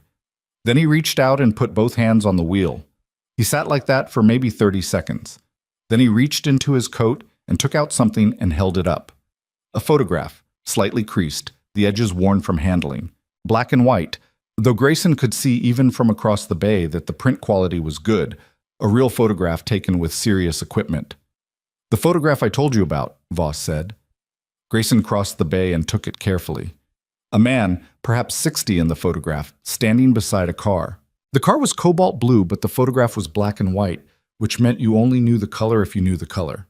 The photograph showed the tone, the depth, the way light gathered in the panels. The man had his hand on the door, driver's door, and he was standing in the particular way that Voss had described. Not possessively, not proudly exactly, but with the ease of someone in the presence of something that belonged to the same world they belonged to. He looks at home, Grayson said. Yes. Voss's voice was quiet. That is precisely the word. Grayson handed the photograph back. Voss looked at it for a moment, then looked at the space in front of the windshield where the car sat in the morning light. My wife thinks I'm insane, he said. Flying to Connecticut to drive a car. A small pause. She also packed me a better bag than I would have packed myself. How far are you driving it? Hartford, for tonight. Then to the port facility in New York. We've arranged shipping from there. I'll meet it in Hamburg. He paused. I would drive it to Hamburg if the ocean weren't in the way. You could drive it today. It's ready. Voss looked at him. Will you ride with me to Hartford? Grayson had not expected that. He thought about the E-Type, which had a client waiting. The 2 small jobs on the docket. The afternoon he'd planned to spend on shop maintenance. I can do that, he said. Good. Voss turned back to the wheel. I want to drive it for an hour before you give me any directions. I don't want to navigate. I just want to drive it. Fine by me. You understand that. I understand that. Voss looked at the key, which was in the ignition where Grayson had put it that morning. He looked at it with the expression of a man who had been walking toward a door for a long time and was now standing in front of it and was not in a hurry to open it because the opening was something that only happened once. He turned the key. The engine caught on the first turn and settled into the same clean, precise rhythm it had found when Grayson started it 2 weeks ago. Voss listened to it for a long moment with his head slightly tilted. The way people listened to things they wanted to hear exactly right. "There it is," he said quietly. Not to Grayson, to himself, or to the car, or to something else entirely. Grayson got in the passenger seat. Voss drove the way people drove who had been driving well for a long time.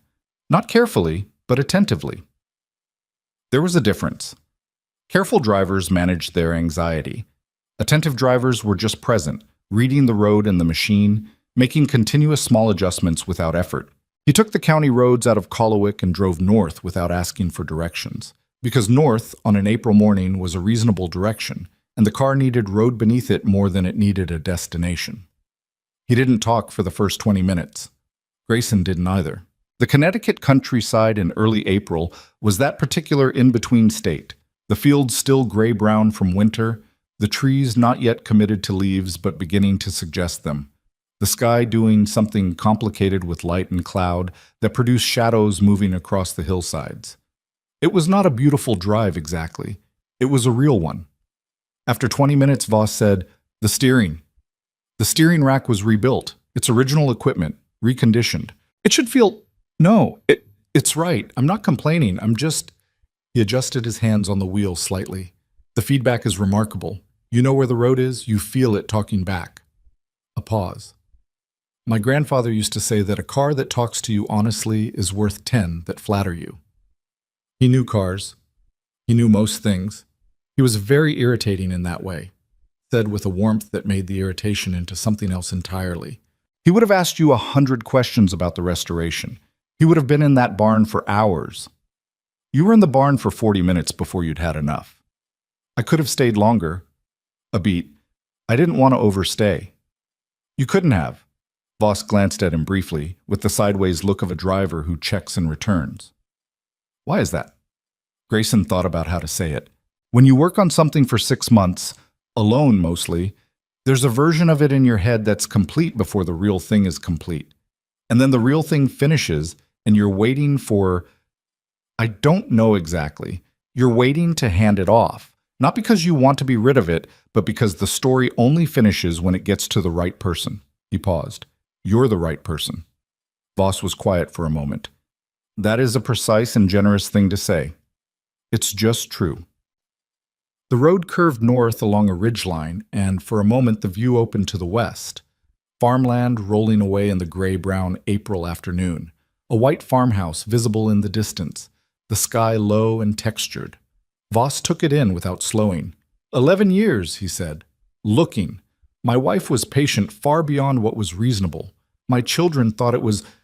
He chose the word carefully. An eccentricity.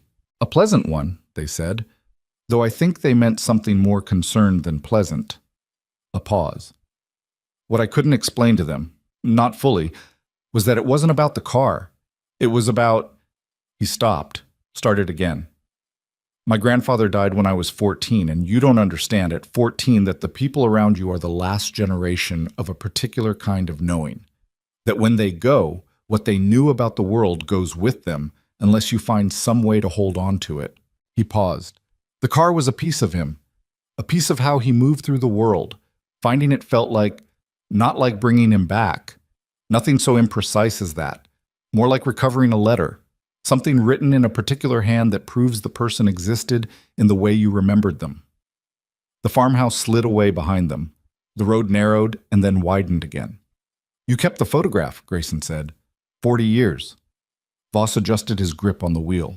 My grandmother gave it to me the year before she died. She said she'd kept it because the look on his face in it was the most himself she'd ever seen him photographed. A pause.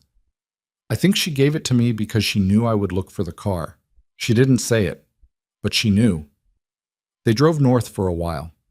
Grayson watched the road and the man driving and thought about the long chain of small things that had to have happened in the right sequence for this to be happening now. The catalog, the magnifying glass, the flannel shirt and the auction floor and the woman in the navy suit and the microphone. Marcus noticing something and not knowing what to do with it and making a call to a stranger. Joanna Park running a routine audit on a random sample. A federal agent who'd seen this pattern before. A lawyer who built an argument on 3 pillars and won on all 3. And before all of that, Someone who had ordered a specific blue and driven the car on Sunday mornings at an estate in Central Europe, not knowing that 40 years later, a man in Connecticut would find the color preserved in a door jamb and understand that it was the key to what the car actually was. "Can I ask you something?" Grayson said. "Yes." "The woman who organized the auction, Vanessa Sterling, have you spoken with her?" "Her company sent a formal letter, an apology, essentially, for the role Harwick played in the vehicle's misdirection." A pause. "It was a thorough letter. She wrote it herself. You could tell from the language." "She's changing her process. Her legal team mentioned it." Voss glanced sideways. "Do you know her?" "Somewhat." "Is she trustworthy?" Grayson thought about that seriously. "She made a public joke at my expense in front of a room full of people. And then when things went wrong on her end, she fixed them as fast and as completely as she could without trying to protect herself first." He paused. "Yeah, I think she's trustworthy." Voss absorbed that.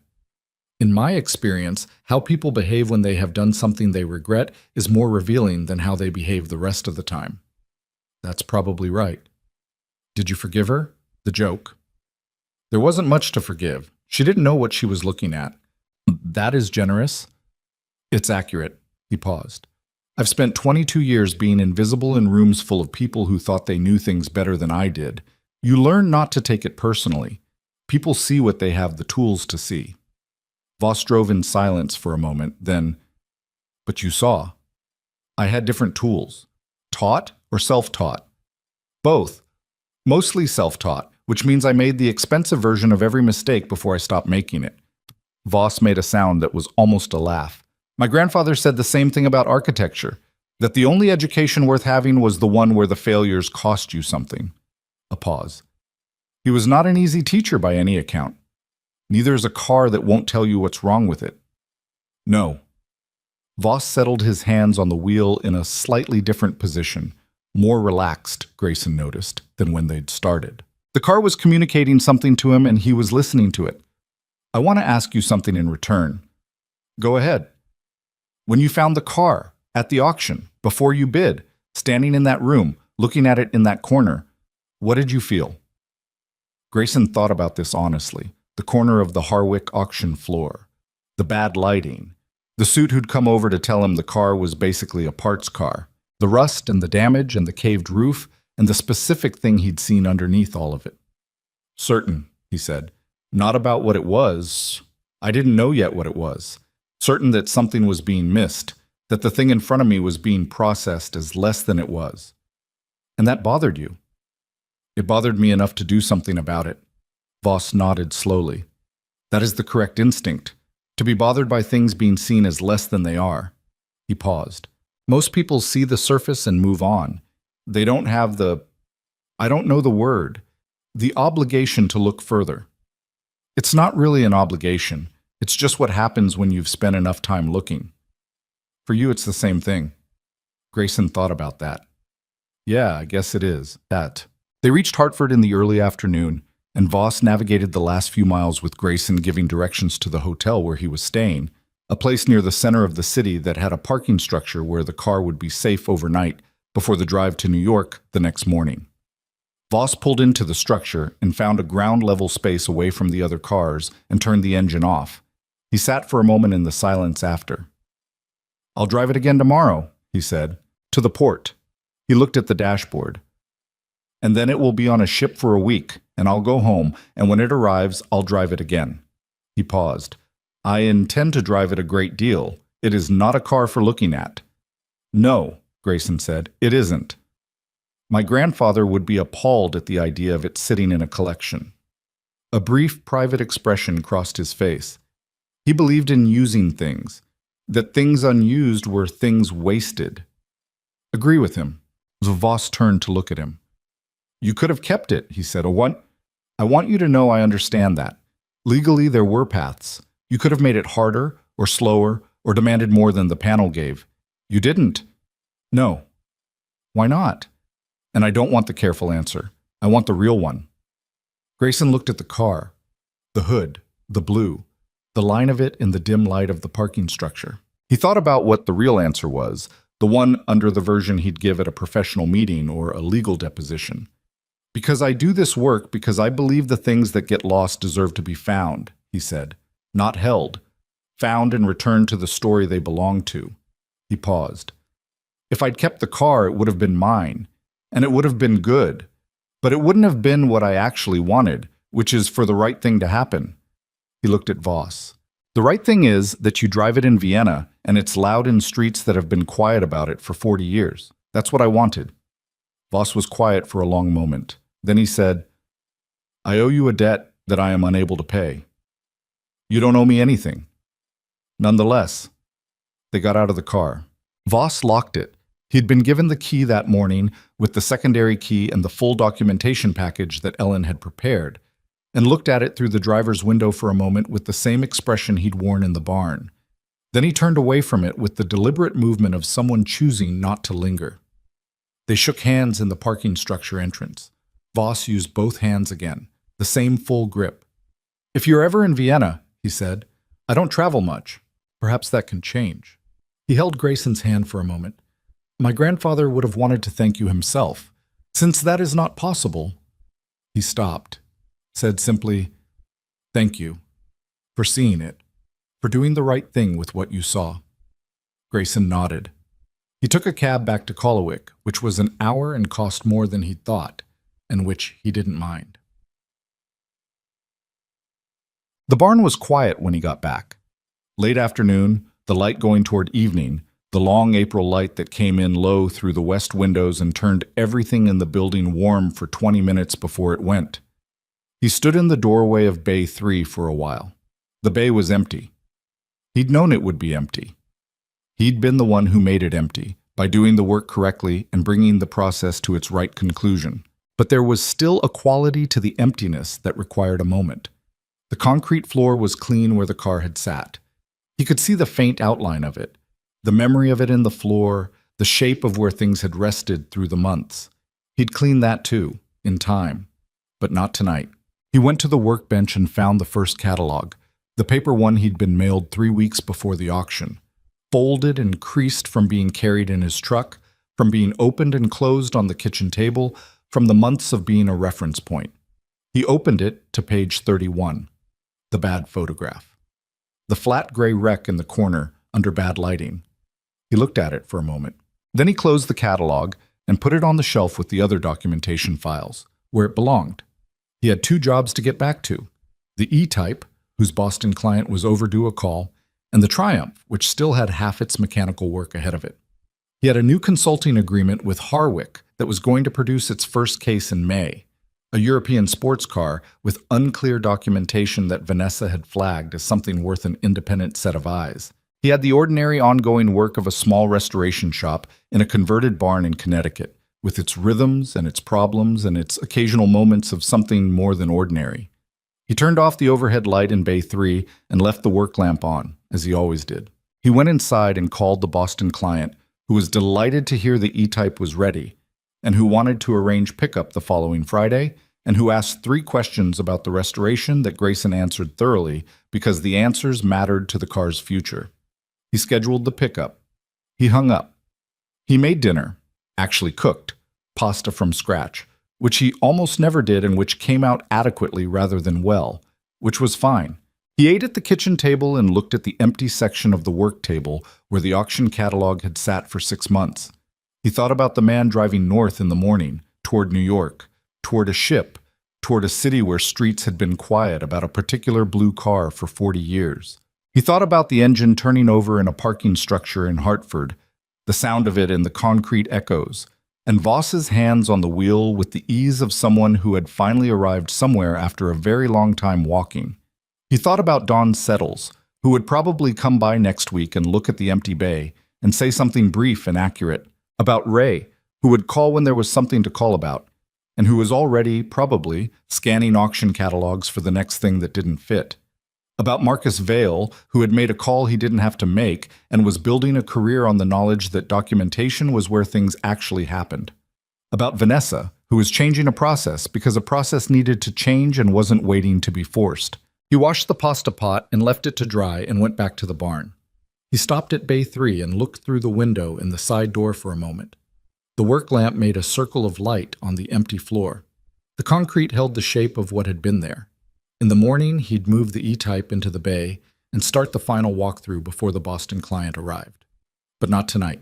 He turned off the lamp in the office and the lights in the other bays and went to the barn door and stood there for a moment in the dark, in the smell of metal and oil and the particular old wood and cold air smell of a barn in April.